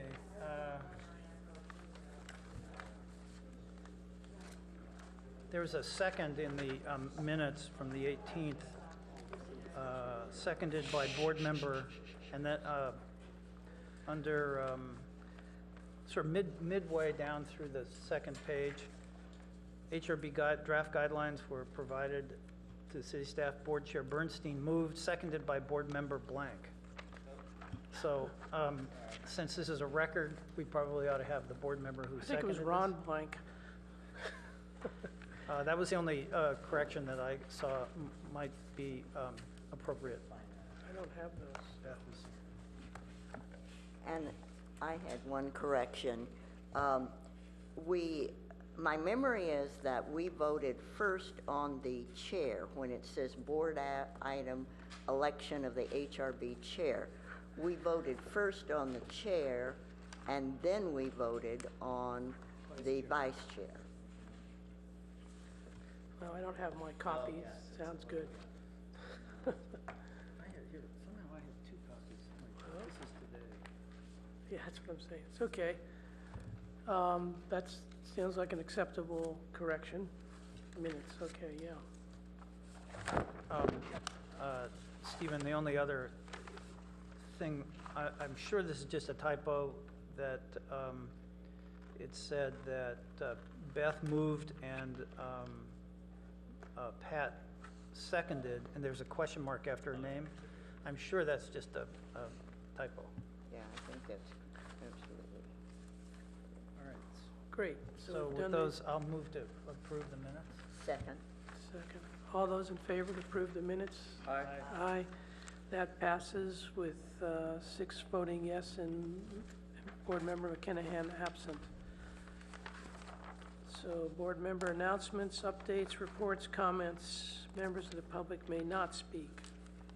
There's no public here. Oh, wait. You can't speak today, so you'll have to come back next time. So, Dennis, okay. You mentioned the word report, so I prepared something that you could take home for you for bedtime reading. There have been comments today about parking, and I think that parking is going to come up more and more. I think we're all agreed, and more comments that we're getting are attempting to find the way to relate historic review to parking issues. And I kind of anticipated that this would be discussed today. So I reviewed a number of cities yesterday, and I found in Portland, Oregon, the most complete statement on the historic approach to parking. And there are things like parking lots in districts, that's very bad. Parking in front yards of landmarks, that is very bad. There were specifically historic things about parking, but I can tell you what I could not find anywhere in the country, and that was that crowded parking on city streets degrades historic resources as adopted by some city. There wasn't anything like that I could find. The focus was on parking lots on big expanses of parking. And this report from Portland, Oregon summed up every other city and then added more stuff. It was the only complete report I found. So if parking should come up related to historic, you could put this in your libraries to refer to. Can you email that to us? Are you going to pass it out? Oh, Yeah, I'll I take did make it already, yeah. Okay. There was one thing that I emailed everyone about is that I thought maybe we get so caught up in current issues and things, and we tend to forget some of our successes and some of our failures. So I thought we might have today went awfully long, so I'm not going to dwell on it, but if one of us has a project or something that and I have a lot of photographs of various things, but these are some that, I don't think I did these, that came up a while back, but you can hold that up. And these are projects that some were successful. Yeah, there you go. And so like here's the Stafford Theater and the Squire House, and you've got... This is Irely's, and maybe a failure somewhere along the line here or there are some shown. So I just thought it'd be fun for us to kind of regroup at times and see where we've been, and some of these are really good success stories. Is your intention that this be shown to the public? The idea was that I was trying to put them on the wall where we have them, or maybe put them on a disc up there so that we could talk about it. Yeah, for members of the public to see success stories. Yeah, I think, we've been involved in a lot of projects, and we tend to forget the ones that worked out well. So for the public to see it, then that should be probably something at the beginning of the meeting? Because at the end of the meeting, public is not here anymore. So. Well, we could put it on the agenda and can say, hold it up in the video. Yeah. I mean, if it's for the public, it needs to be at the beginning of the meeting. It can't be at the end of the meeting. I guess if we keep it to a short, because none of us want to stay here till, like 11:30 every other Wednesday. And it's not anything official. I just thought if you have like I'm thinking of the Juan Briones house, that obviously didn't work out well at all, but I have somewhere I have a whole collection of all the pictures I took when I first came on the board 20 years ago at the Juan Briones house. So, and then we have MacArthur Park and things like that. So there's a lot of, when you think back what the board has accomplished, it's pretty good. So I thought maybe some retrospect here and there would be kind of helpful for us. For the public's point of view or our point of view? That's a little bit of both. Both, okay. Because sometimes when we sit through all these meetings and the next thing you know, nothing happens, we feel disappointed. But there were a lot of projects that have been a big success. But I guess it's also a reminder that it doesn't always work that way. So. I have a comment, and then I have put your speaker on. I just turned it on. Parking, seems to be a very big issue in the city, and for good reason. Just an example, because my son lives there in Los Gatos, it's a historic district, the historic Almond District, and it starts right at Santa Cruz Avenue, which would be like if you were right block from University Avenue. And for the residents in the historic district, they have permit parking only for residents. And if you are, and they can park there anytime, all day, all night. But if you are a guest to the city or going to a restaurant or working down the block, you can only park there for 2 hours, or you get a ticket. I have, because I've forgotten.